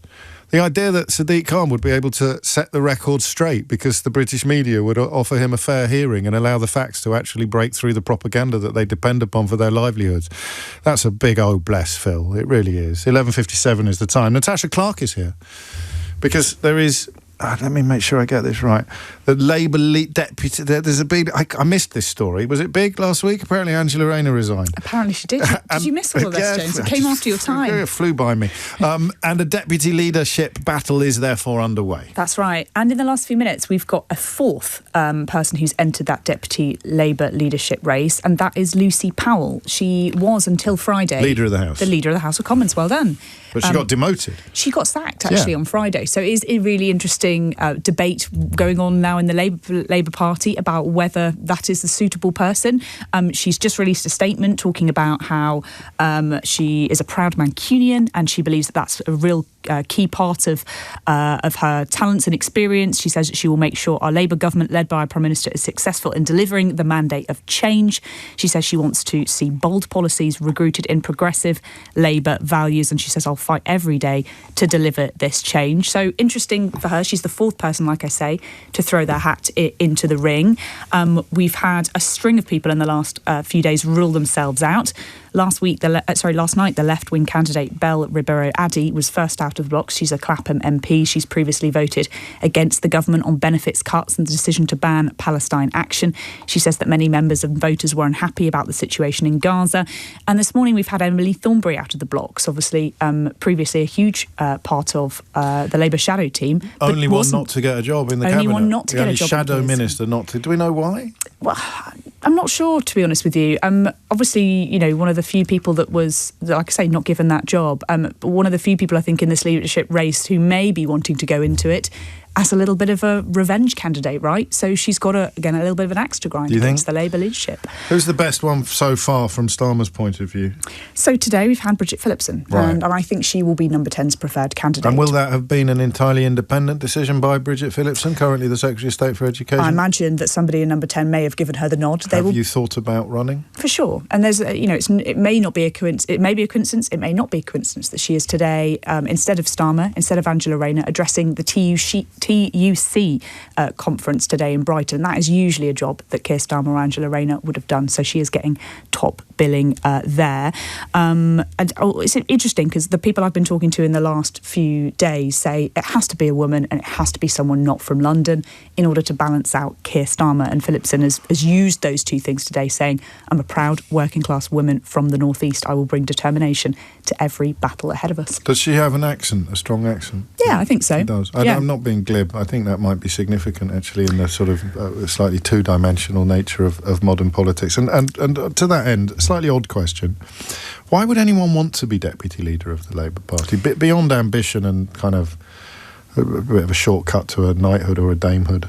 So I think if you're outside of the cabinet right now, and many people do think that they should be outside of the cabinet, because as one minister said to me, we need somebody who's going to be able to throw a few rocks at number 10 if they need to, in order to show that voice of the Labour leadership, to show that voice of the membership. Rayner wasn't outside the cabinet. She may have been inside. I think she was inside the cabinet. I think she was that voice to the Prime Minister inside of the cabinet. But that's exactly it. And many people think that is something that needs to be done right now, to represent the voice of the members, to represent the voice of the MPs, and to really be that bridge into the cabinet. But obviously we had somebody that was deputy prime minister, and now they're not going to be that role going forward. It's just going to be deputy Labour leader, so that might be less appealing for some candidates. And do we think that's it, or are we expecting more hats? I think there'll be a few more hats, but to be honest with you, this is basically the end of my list of people that I thought might run. Louise Haigh ruled herself out. She's the former Transport Secretary. We had Rosina Allen-Khan rule themselves out. A few cabinet ministers, Wes Streeting's ruled himself out. So this could be the end of the road. This could be it. They've only got a couple of days before nominations close, because it's a very, very quick leadership contest. Watch this space. Natasha Clark, LBC's political editor, thank you very much indeed. We're going to have our US editor on in the next hour, Simon Marks, to reflect upon some events in the United States. The time now, and of course we're catching up with this story about Boris Johnson. It's such a big story, it's even called the Johnson Files. It's funny talking about Angela Rayner, and I fully appreciate Boris Johnson isn't in power anymore, but he was Prime Minister. Oh Lord, no, he really was. He was actually Boris. Yes, we made Boris Johnson Prime Minister. If you can't believe that, wait till you hear about Brexit. But his conduct since he ceased to be Prime Minister will no doubt be all over the right-wing media tomorrow, because it is, let's say, rather pungent. 12:02 is the time. James O'Brien on LBC. 5 minutes after 12 is the time. 03456060973 is the number. I just did that because it's like, I don't want to say it's like a tick, because that would be disrespectful, but it is. Sometimes I don't even notice that I'm doing it. The time, the LBC bit, and the phone number, and my name sometimes as well, James O'Brien. So sometimes if you hear me saying that, and you said to me 2 minutes later, did you just do the time check, or did you just say your name? I wouldn't know. I've been doing it so long now that it's like this weird reflex action. And I'm just distracting from the fact that I was having a little conversation with Keith during the break, and the last words I said shortly before the microphone came on was, can I blow my nose? I was a tiny bit worried when we went live that you'd have heard the last bit of that. Can I blow my nose? 5, but you didn't, did you? So why I'm referencing back to it, I have absolutely no idea. It's time they got a professional in this slot, isn't it? We're going to talk about Donald Trump. Would you indulge me for a moment?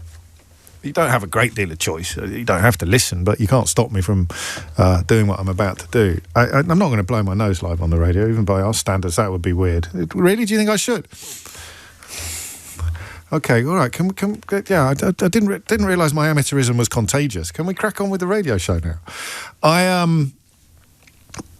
I found myself, and I couldn't even tell you when, but I realised we can't do any more phone-ins about whether or not this will damage Donald Trump, because nothing did. It's January the 6th. God knows what historians of the future are going to make of all this. But, I'm not one of the people in the UK media who dedicate their lives to pretending that Keir Starmer's responsible for everything that's gone wrong. The Daily Mail have paid Patrick Minford, of all people, to explain why Keir Starmer is responsible for the state of the economy in this country after a year and a half in the job. Extraordinary, isn't it? But anyway, and he, of course, is the only economist in the world that the BBC could find to big up Brexit at a time when every other economist on the planet was explaining why it would be the disaster that it has proven to be. But I digress.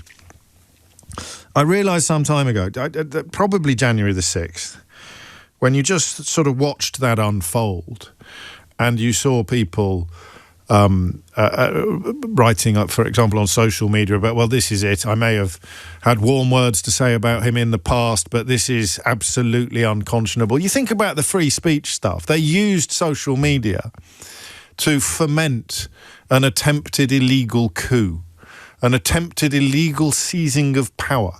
And they claim that the other side, whatever the other side is, are responsible for diluting free speech. J.D. Vance is the vice president, a man who once compared Donald Trump to Hitler, is the vice president to the man who, in large part, relied on social media for the fomentation of an attempted violent coup attempt with a mob baying for the blood of his previous vice president, and they are trying to lecture us on the diminishment of free speech. It's frankly extraordinary, absolutely extraordinary. But it was part of the process under which I found myself thinking, there's no point doing this anymore. There's no point having phone-ins about whether or not this event will damage Donald Trump. Isn't that mad? Isn't that mad? We weren't the first to use the F word in the context of Donald Trump, but we certainly weren't the last. Well, I suppose the people who were the last to use the F word about Donald Trump haven't used it yet. But the trappings of fascism, the ICE organisation, the sort of immigration authorities who routinely now just sort of turn up with their faces covered and drag people off the streets, even people with permanent residence, that they've now been granted permission to stop anyone who looks a bit Hispanic or anyone speaking Spanish on the streets in the United States can now be ordered to produce their papers. You think that's not fascism unfolding in real time in the United States of America, then I've got a really lovely bridge I'd like to sell you. The only division now is between the people who know it is and like it but aren't prepared to say so. They'll be the ones that are denying it's fascism, and the people who know it is and hate it. Actually, that's not true, because then you've got a third. And this is the great lesson of extremist politics, isn't it? Is the tyranny of ambivalence. The number of people who are intellectually capable of grasping how awful all this is, but are not emotionally capable of responding. You sort of keep your head down and go along with it. And hey, the temptation to do that is immense. It's why they invent the phrase something like Trump derangement syndrome, because everybody pointing out how absolutely awful this is has to be silenced. So you pretend that they've got some sort of mental illness, or you pretend that they're the ones that are deranged, while you're cheering for a man who sued a woman who accused him of rape for libel and lost, and also claiming that you're here to protect women and children. I don't know if you heard his comments yesterday about domestic violence, but you would expect Nigel Farage and co. to be ranting and raving in fury at Donald Trump's apparent endorsement of domestic violence yesterday, because these are the guys. Remember, they're constantly telling us that they're here to protect our women and children. You need Richard Tice, apparently, to protect your women and children. So when Donald Trump effectively minimises domestic violence, you'd think that they'd be completely up in arms, wouldn't you? Of course you wouldn't. That's the point, because this tyranny of ambivalence has got us all in its grip. You're either silent or you're stuck. or you're a little bit of both. But today's a day when I think you have to go back to, I want to go back to it. I'm not doing it under duress or reluctantly. The Peter Mandelson stuff in Jeffrey Epstein's birthday book is hideous. It is hideous on every imaginable level. But the Donald Trump stuff is obviously worse because he has claimed he never did it, and they've now produced a photograph of the letter that he sent to Jeffrey Epstein to mark his birthday. And I mean, he still denies it. He's suing them for $10 billion. But that's what I mean by everything being broken. Everything's been broken. Because you've now got a story that would have been unthinkable 10 years ago, is now almost getting filed under, yeah, look, I know it's huge and I know it's awful and I know it's disco, but it's Donald Trump, so what's the point? What's the point in talking about it? I'm going to tell you this, I mean, it's the weirdest thing. He claimed that it couldn't be him because he never draws pictures, and then people produce loads of pictures that he'd drawn. But again, you see, I say these words, and sometimes I have to say them out loud to you, for you to, or for me even to register the full weight of what I'm saying. It's mad, isn't it? You know, he claimed it couldn't be him because he never drew pictures, and then they produced loads of pictures that he'd drawn. And here it is. This is but there's a line in it, okay, that I would have thought all the people who care passionately about women and girls would have been really, really, really interested in. This, remember, is a convicted paedophile, and he received a note from Donald Trump, allegedly, that wrote this: "A pal is a wonderful thing. Happy birthday, and may every day be another wonderful secret."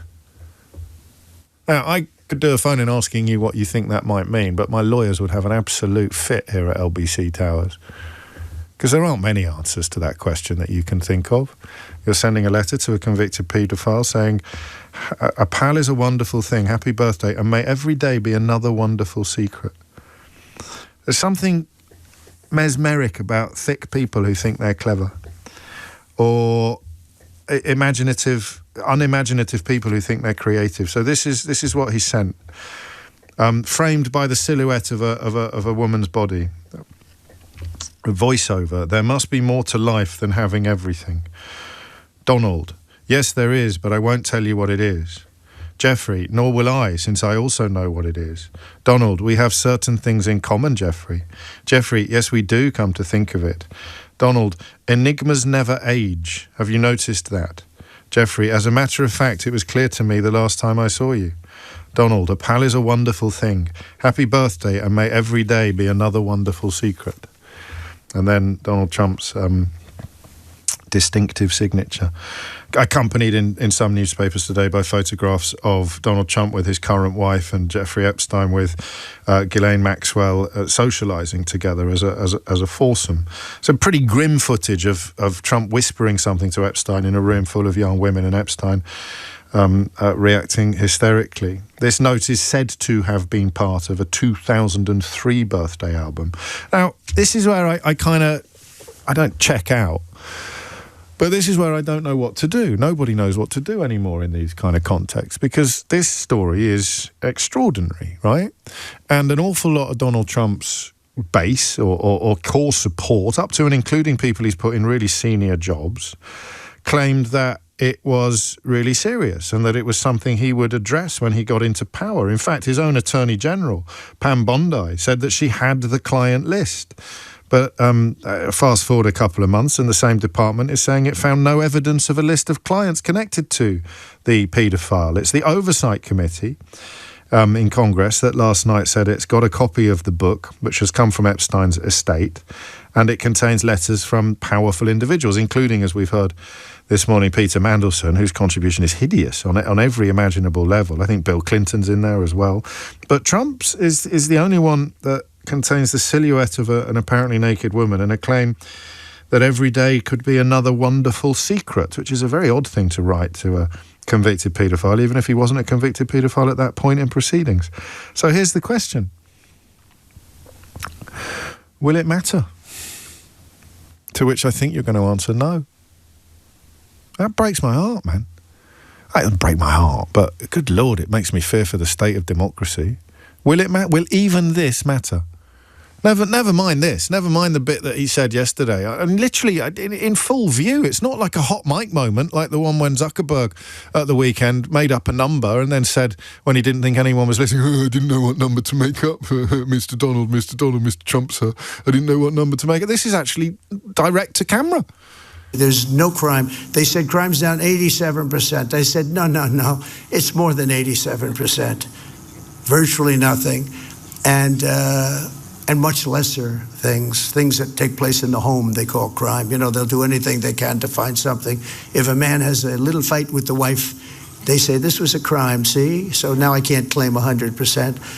What? One of his former wives, of course, accused him of rape and later withdrew the claim. It was contained within her autobiography, I think, and of regular violence. But hey-ho, there he is. So I'll just hold the line now for Nigel Farage and Richard Tice, who claim to be great protectors of women. We'll just wait for them to come on and condemn Donald Trump, who appears to be minimising domestic violence in that latest clip.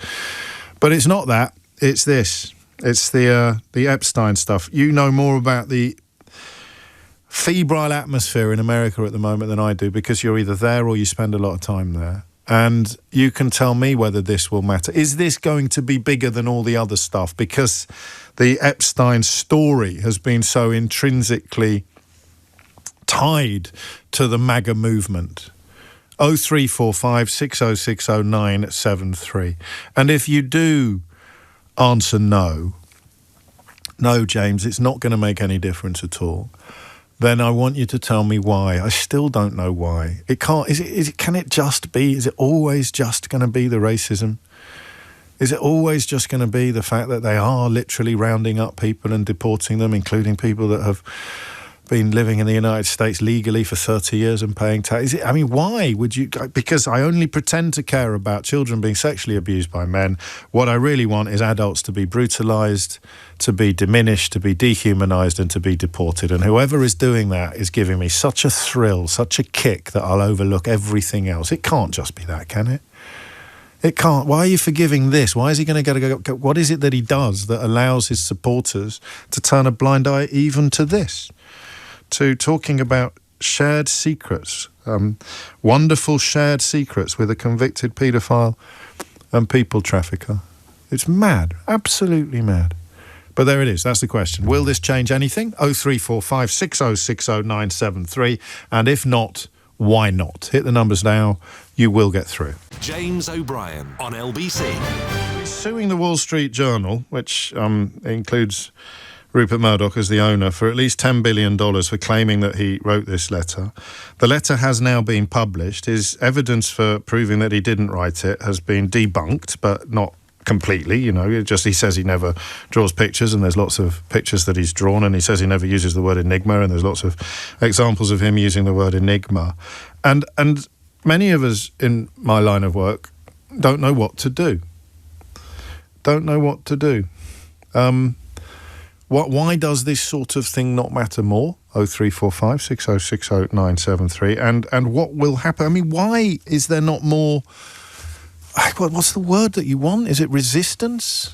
I just still, after years of puzzling over this, both on and off the radio, and latterly we haven't bothered doing it on the radio because it's a bit like asking whether or not the sun's going to come up tomorrow. Will Donald Trump ride through this latest embarrassment? And the answer, I think, is always yes. I'd love you to say no. I don't want to sound like Kevin Keegan talking about Liverpool, but I'd love you to say no. The idea, talking about United, that this will make a difference, that this extraordinary association, and a lot of you are making judgments on I'd urge you to have a look at it for yourself to understand why. A lot of you are making judgments about the detail of the drawing of the female body and arriving at various conclusions. But I don't think it's going to make the blindest bit of difference to anything. We'll talk to Simon Marks in a few minutes' time, but I still don't understand why. If you sort of said, even before he ran for president the first time round, that there was a likelihood of somebody, for example, fomenting an attempt to overthrow the actual government, and then coming back and having another crack at being president and getting in, you'd have laughed in my face. Not in America, maybe in a banana republic or maybe in some bonkers backwater, but no, not in the United States. And then you'd learn that there's this hideous story about a businessman who appeared to collect people like other people collect stamps, powerful, influential people like Peter Mandelson, but most pertinently for the current political landscape, people like Donald Trump himself, incredibly close friends with a man who was in the business of procuring and trafficking underage women for sexual offences, convicted of paedophilia himself. He is a convicted paedophile. And it turns out that the President of the United States used to be friends with him. Even that, before there was any detail, before there was any kind of personal interaction publicised, that would be enough. What do you mean your former friend? It would have done for Clinton, I think. And it would do for Epstein. Your former friend, your friend did what? Well, I don't think you're going to be able to run for president. Someone should write a book about the events that ended political careers. John Profumo's political career was ended because he had sexual relations with a woman who'd also had sexual relations with a Russian attaché, who was probably a spy. You know this already. That was it. That was game over forever. There's no way back. Angela Rayner lost her job, resigned last week, rightly, I think, because she didn't get the advice that she should have got on the purchase of her house. Donald Trump appears to have been best friends with a man who turned out to be a convicted paedophile, and his base pretend that they're passionately concerned about the welfare of women and children when they're trying to justify their racism. Will this one change anything? And if not, why not? 0345 6060 973. Imagine I've been asleep for 20 years. I've woken up this morning. I cannot believe that these revelations will not move the needle. And again, I'll say, I really, really want you to ring me if you think they will move the needle, but you're going to need to do a lot of heavy lifting to persuade me that it will. Why? Why does it not matter? Why doesn't it matter? That's what I meant. And sorry, I'll be with you imminently, Victor. But a minute, like a year ago, 2 years ago, I could have done this phone-in every day. Why doesn't it matter? Why does this not matter? And I don't know that we ever got a full answer. I don't know that we ever got a clear answer. How can you simultaneously be claiming that you're here to protect the women and children and you're also best mates with someone who's abusing them? How can you claim that you're here to protect women and children and then say the things that he just said about wife beating or having a fight with your wife? What is it? How do you even... Maybe we should have done it every day. Maybe we should never have stopped. How does this not matter? Why does this not matter more? 20 years, been fast asleep. How do you bring back our coma boy? Woken up out of a coma. The President of the United States is facing what Donald Trump is facing today, and the massive majority of the Fourth Estate and the political commentariat, it doesn't think it's going to matter at all. And nobody can tell me why not. 0345 6060 973. 70-odd million people voted for him. Absolutely extraordinary. Victor's in Kingsbury. Victor, you can't really put me out of my misery, but tell me why you rang in. Yeah, I'm just ringing because I've been following the case between Trump and Einstein. The way I see it, whether the truth comes out or not, it's not going to make any difference because it's going to carry on for years and years and years. Why? Why is it not? Because it would have done for other politicians. It would have finished off almost any other career you can think of. You think of careers that have been finished off by much less. Why does it not matter with him? Yeah, so I agree on that. And the reason I'm saying this is because when you've got high politicians and high celebrities, for me, it's all a cover-up. So in this scenario, but you're completely ignoring what I just said. I just said that literally any other politician you can think of would have had their career ended by this. And there's no cover-up. Yeah. There's no cover-up because we're literally looking at the letter he is alleged to have sent to Jeffrey Epstein, who was jailed and died in jail. There's no cover-up. The bloke's dead. And the letter is in front of me. Where's the cover-up? Yeah, I agree with that. But if any politician, the whole career would have been ended. And the reason why Donald Trump has got so many followers, so many social media chasing after him, is because the way I see it, I think it's like Donald Trump he's hiding something. Yeah. It's 28 minutes. Thank you. So, I mean, it is just the impossibility of nailing down how doesn't this matter? Two types of people listening to this. People who are as baffled as I am, or people who know why it doesn't matter but aren't prepared to say so. You know why it doesn't matter, because you love the racism. You love the deportation. You probably would have loved the concentration camps back in the day, but you can't say that out loud yet. Getting a little bit closer with the way that we talk about people in boats, turning a woman that wanted to burn entirely innocent asylum seekers to death in their beds into some sort of folk hero. You can't quite say it out loud yet. How does he get away with it? Because we love what he's selling. What's he selling? Hatred. Is it always going to come back down to that? I don't know. Peter's in Maida Vale. Peter, what would you like to say? Yeah, I actually think that it does matter.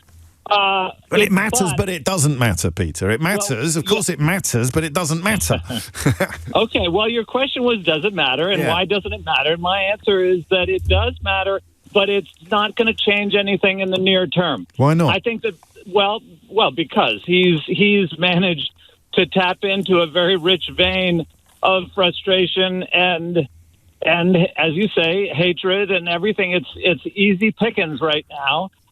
So that's going to continue. But I can tell you, my kids who are in their 20s are really, really getting angry. And it's just going to take a little bit more time, I think, for it to eventually matter, where we're going to look back at this guy and we're going to be hopefully going, oh, my God, how did that actually happen? But for now, nothing is going to change. Nothing is going to change. So, and nothing will change in the sense of a pivotal moment? Because what you're describing is the retrospective shock and horror at the boiling of the frog. You're talking about dissecting the dead frog, the frog that has already been boiled to death, and we conduct a post-mortem and we can't believe that this went on in plain sight and nothing more significant was done at the time. But there's nothing, that line about shooting someone on Fifth Avenue has never felt truer, because this is about, I mean, potentially this is almost as bad as it gets, talking about wonderful shared secrets with a convicted paedophile. And there'll be two responses to it. There'll be people insisting that it's a hoax or that there's nothing to see here, or why aren't you talking about Peter Mandelson? And then there'll be people like you and me, and by your account, by your children, who recognise how awful all of this is, but are resigned to the fact that the needle's never going to move.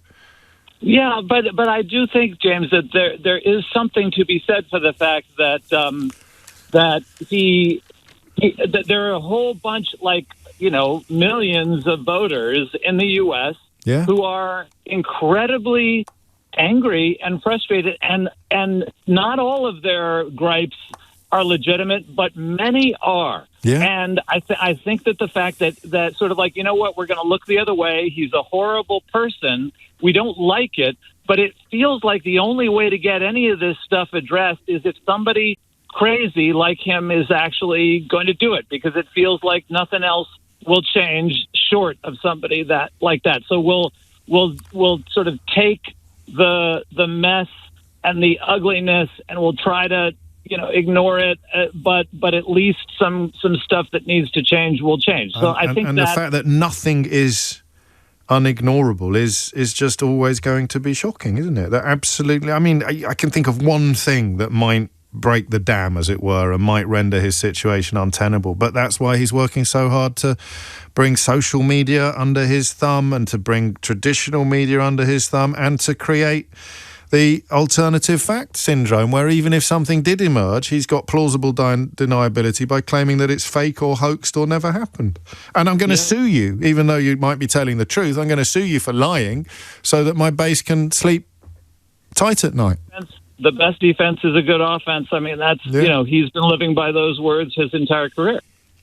The best, you're here. The best form of attack is defence. The best form of defence is attack, even, just to give it the anglicised, the more anglicised version. Thank you, Peter. I don't know. And, of course, these people who are increasingly disillusioned or furious at the direction of traffic have, at the moment, very few maypoles to dance around, very few points to assemble, which is a huge failure of the Democrats. Absolutely huge. But I wonder, how do you prepare yourself for this sort of scenario, because if anyone had described it 10 years ago, they'd have been laughed out of town. 12:33 is the time. Amelia has your headlines. James O'Brien on LBC. I'm not going to call them the Boris files. I mean, have we learned nothing, seriously, by giving him the camouflage of a knockabout name? I mean, it's on his passport, but it's not what his family call him. It was a character he created when he arrived at Eton. And now the Guardian's got hold of a cache of documentation showing how he's been conducting himself since leaving office, and even some referencing how he conducted himself in office. And I've got people calling it the Boris files, the Johnson files. Honestly, do I have to do everything around here? And we'll be speaking to one of the journalists who has broken this story, a trove of leaked data from Johnson's private office revealing how he has been profiting from contacts and influence gained in office since leaving it. Many suggestions, indeed, that this may involve a breach of ethics and lobbying rules. And you can tell what the media's attitude is to breaches in ethics and lobbying rules by reflecting on last week's story involving Angela Rayner and the voices that suggested that the Prime Minister doesn't need an independent ethics advisor. A legacy of Boris Johnson's depraved tenure in Downing Street, of course. But it is to an even more depraved administration that we turn our attention next, and this time with the help of Simon Marks, our US editor. Because I don't even know where to start anymore, Simon. I need to do a phone-in, and you might be able to help me with this, on stuff that people in the UK may not know about yet, but which is now becoming increasingly normalised in the United States. I think probably the people with permanent residency who are being rounded up and facing deportation, the people who I think now run the risk of being ordered to produce their papers for the offence of looking a bit Hispanic on the streets of some cities, the deployment of the military under the dishonest banner of security upon civilian streets in various cities. We could be here all day. But I want to turn you first to today's news regarding the birthday book put together for the convicted paedophile Jeffrey Epstein, and the furiously denied, to the point of a $10 billion lawsuit against the newspaper that first made the allegation, claim that Donald Trump wrote the thing that I've been reading out all morning. How I need to ask this question, although I'm frightened of the answer. How is it landing stateside? Well, it depends entirely with whom it is landing. I mean, look, in pre-Trump times, this would be a potential resignation matter for a former president of the United States, but it doesn't come close to being that for President Donald Trump. We knew about the existence of this birthday book weeks ago when the Wall Street Journal first reported it. The immediate response of the president was to deny, to launch that lawsuit, not just against the Wall Street Journal, but a personal lawsuit for defamation against Rupert Murdoch, its owner. Now we've actually seen the document, thanks to a subpoena that led to Jeffrey Epstein's estate being required to provide that birthday book to the House of Representatives, to a House committee, and Democrats on the committee immediately put that document, appears to be completely authentic, signed by President Donald Trump. You've already described its curious contents. They've put that into the public domain, and so it is on the front pages of the vast majority of newspapers, news websites here in the United States today. But the response from the White House is to continue to deny, and to say that this is a fake, this is a smear. You saw Trump loyalists taking to social media last night insisting it's not really his signature, when the Wall Street Journal itself has taken expert advice to show that they believe it absolutely is his signature. And how on earth would this document have got into that birthday book, given the large number of other prominent figures, including former President Bill Clinton, our very own Lord Mandelson, and the titans of commerce and business in New York who made lewd and lecherous contributions to that book. So what we're going to see today, Donald Trump's going to have the press into the Oval Office. He will not only continue to deny, he will also engage in his time-honoured capacity to distract. And the most important thing to understand is that when he has the press into the Oval Office today, as occurs every day now, it's not the press corps as we used to know it. It's a press corps filled by this White House with pro-Trump loyalists who now outnumber the time-honoured real journalists participating in those press appearances. So there will be pro-Trump polemicists who toss him an enormous number of softballs during the course of that appearance later today and afford him the capacity not just to deny that this document is authentic, but to distract everybody's attention. We're going to be hearing an awful lot more about his plans to flood the streets of Chicago with National Guard troops and federal agents as a direct consequence of this image having been made public. Because he needs to point over there. Look, over there. A quick word before we return to this story. A quick word on the pretext or the rationale for flooding the streets with troops, because statistics suggest that crime has come down quite considerably in a lot of these places, and most of the people, it's a bit like being in London actually, and reading on social media that it's a hellhole where you can't walk 100 yards with your watch on without getting hit over the head by a medicine ball, and everyone who lives here says, yeah, well we've got crime, but it's a really cool city. That he's doing the same to his own cities now. Yes, he's doing his own to Democrat-run cities in largely Democrat-run states. And he's telling people that don't, sorry to interrupt, he's telling people that don't live there that these places are awful, and therefore he's the only one that can act. Cesspool. Yeah. Correct. Hellhole, cesspool, wouldn't want to be seen walking the streets there because it's too dangerous. But they all, by some miracle, are Democrat-run cities. And he is overruling the elected lawmakers in those cities and in those states. We've seen the governor of Illinois, J.B. Pritzker, calling him over the weekend a wannabe dictator, but conceding he lacks the authority to prevent Trump from federalizing the National Guard and putting them on Chicago's streets. He's doing it for two reasons. Firstly, because he wants to concoct these crime wave descriptives.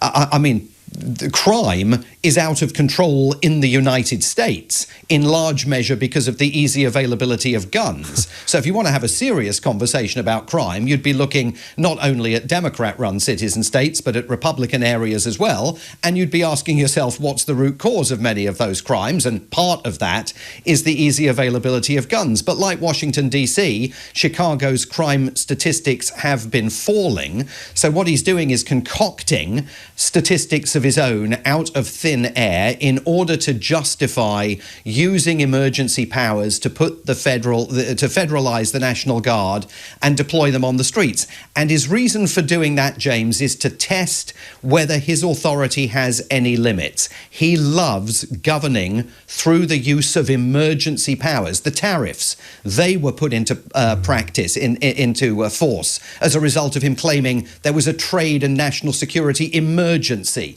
that he needed to address. Crime, it's a public safety emergency. He's testing the limits of his powers, and he's laying the groundwork for the possibility, if he needs it next year, of saying to the country, you know, the crisis in this country now, the public security and safety crisis is so intense, I've got to declare a national state of emergency. I know we're supposed to be having those midterm elections in November, but right now we've got much more important issues to take care of, and we're just going to have to shelve that election campaign. That's what this is all about. And of course, those of us who might once have greeted that analysis by saying, oh, he'll never get away with that, the people would never fall for it, have got quite a lot of evidence that the people will fall for anything, which brings us back to the Epstein stuff, where a couple of things strike me. The first is that very senior members of his administration were banging this drum with incredible enthusiasm until about 5 minutes ago, insisting that it was a smoking gun. You've got Pam Bondi saying she's got the list. Donald Trump himself campaigned on a promise to reveal all of its contents. And the same man now tries to describe it as a Democrat hoax. One of his allies claiming that he was actually an informer, which they realised pretty quickly was a pretty big mistake to make, because if he was an informer, it meant that he knew stuff that he denies happened. So the truth, as ever with Donald Trump and scandal, the truth sort of drowns, doesn't it, in a sea of distraction and alternative facts. Yes, absolutely. The FBI informer thing is a big deal. Mike Johnson, the Speaker of the House of Representatives, the Speaker of the House of Representatives. Second in line after the Vice President, the next in line for the presidency if anything happens here, in a throwaway comment to an interviewer last week, mentioned that Donald Trump had been an FBI informant turning on Epstein. And everybody said, what? An FBI informant?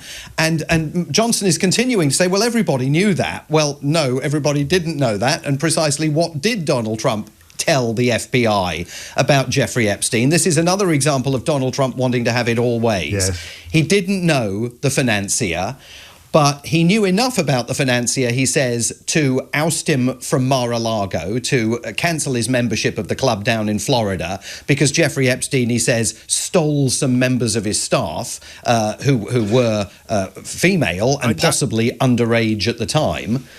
That's the bit. That was the second bit. You're so good at this. You knew where I was going. We've been doing this together too long, Simon. You're like a married couple. You knew exactly where I was going next because that's the bit that, it's only in the 40th paragraph of the story.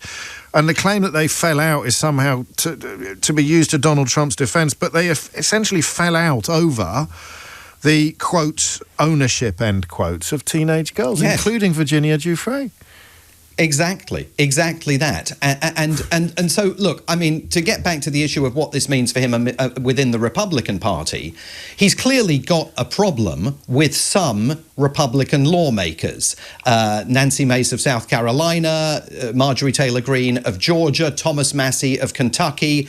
They are turning on the White House over this issue, and they have been pressing for the release of all the files, as both Pam Bondi and Donald Trump himself had pledged. But whether there is sufficient opposition to him over this actually to stand up and make those demands, or whether, as we head into a midterm election campaign, remember the entire House of Representatives up for grabs, the future of the balance of power here in Washington, D.C., very much going to be on the table next year if those elections take place in November of 2026.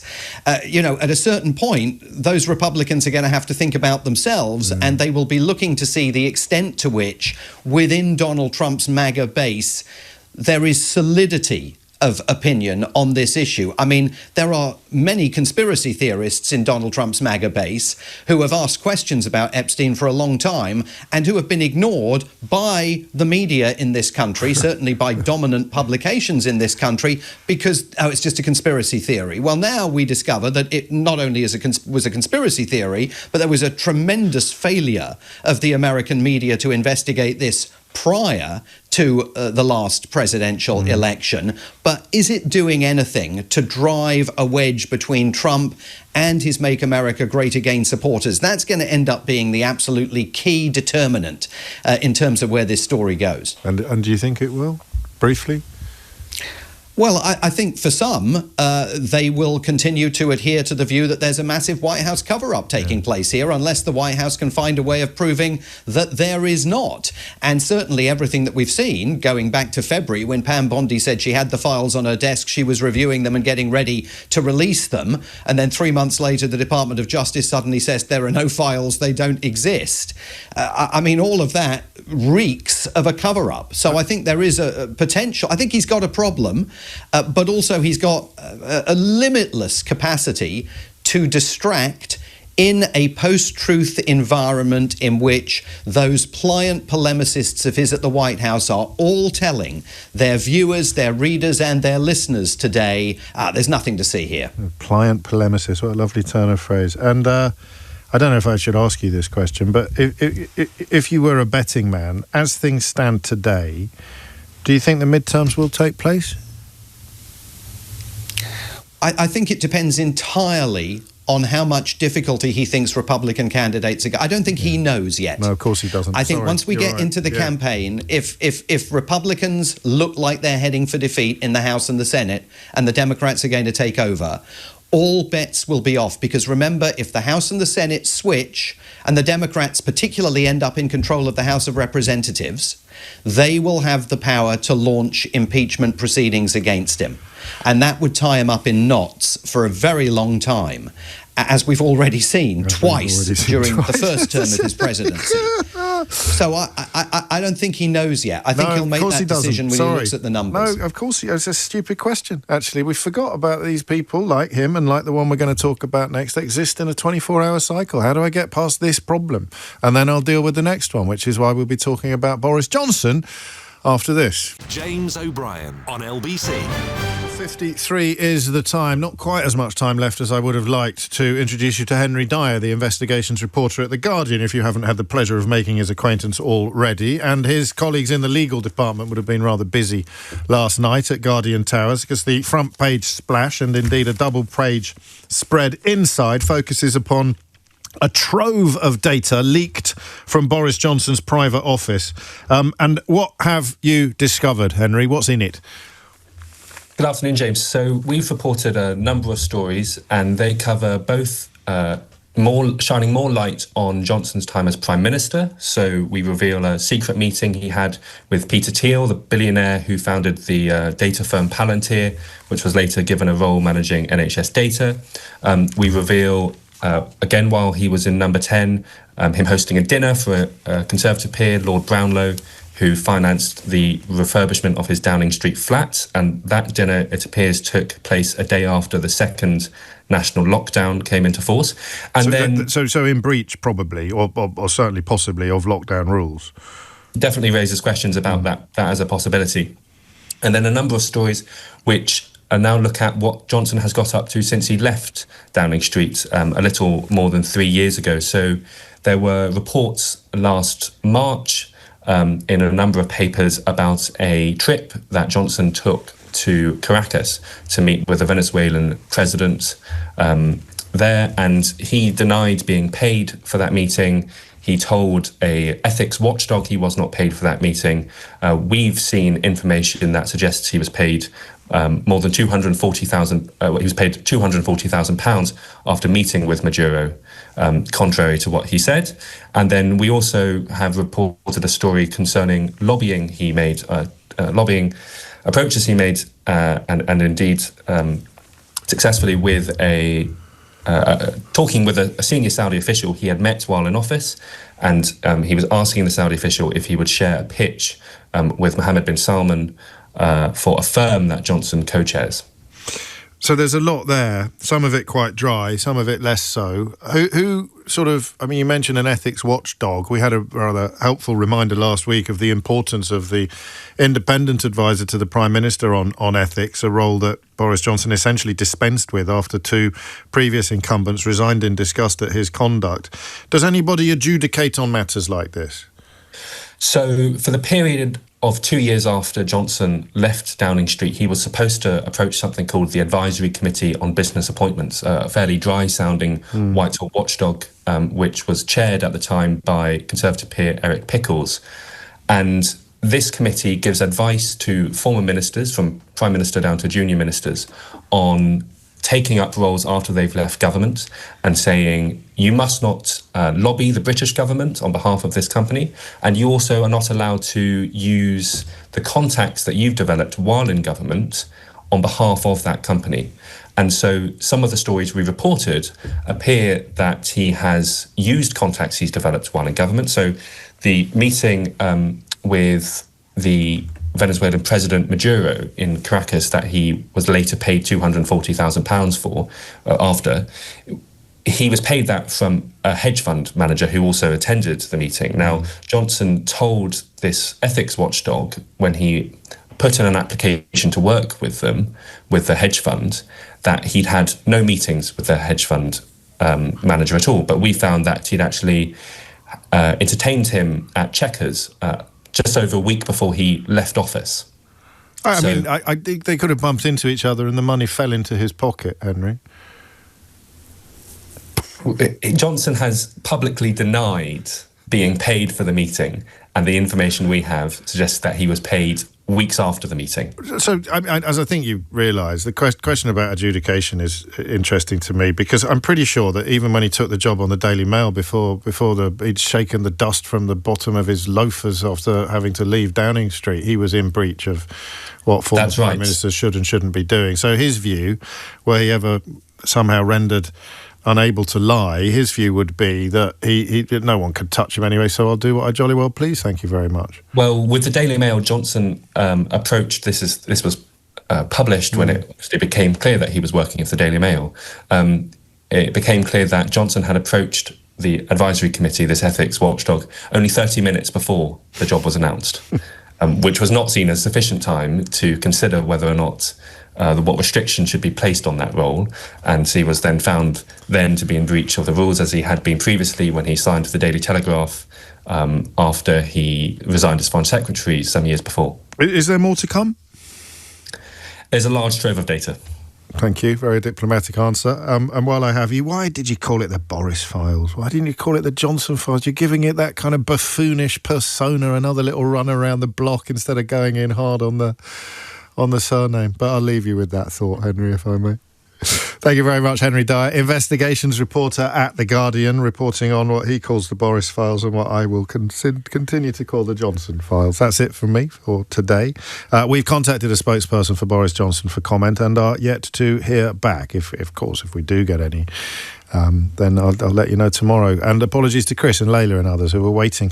I've got to do it. I've got to get back to this question of how and why does he continue to get away with it? In this case, the Trump-Epstein connections. If you missed any of the show, you can listen back on Catch Up on Global Player and the LBC app, where you can stay up to date on all the top stories and opinions, put your news categories in the order you want. You can pause and rewind live radio and listen to a range of podcasts. So download it now from your app store. The LBC app is free. Tom Swarbrick is also free at 4 on LBC. And now, I can't believe you don't have to pay for Sheila Fogarty, but she's free too. You absolutely do. I'll be giving my bank account details out later. Thanks very much, James. James O'Brien on LBC.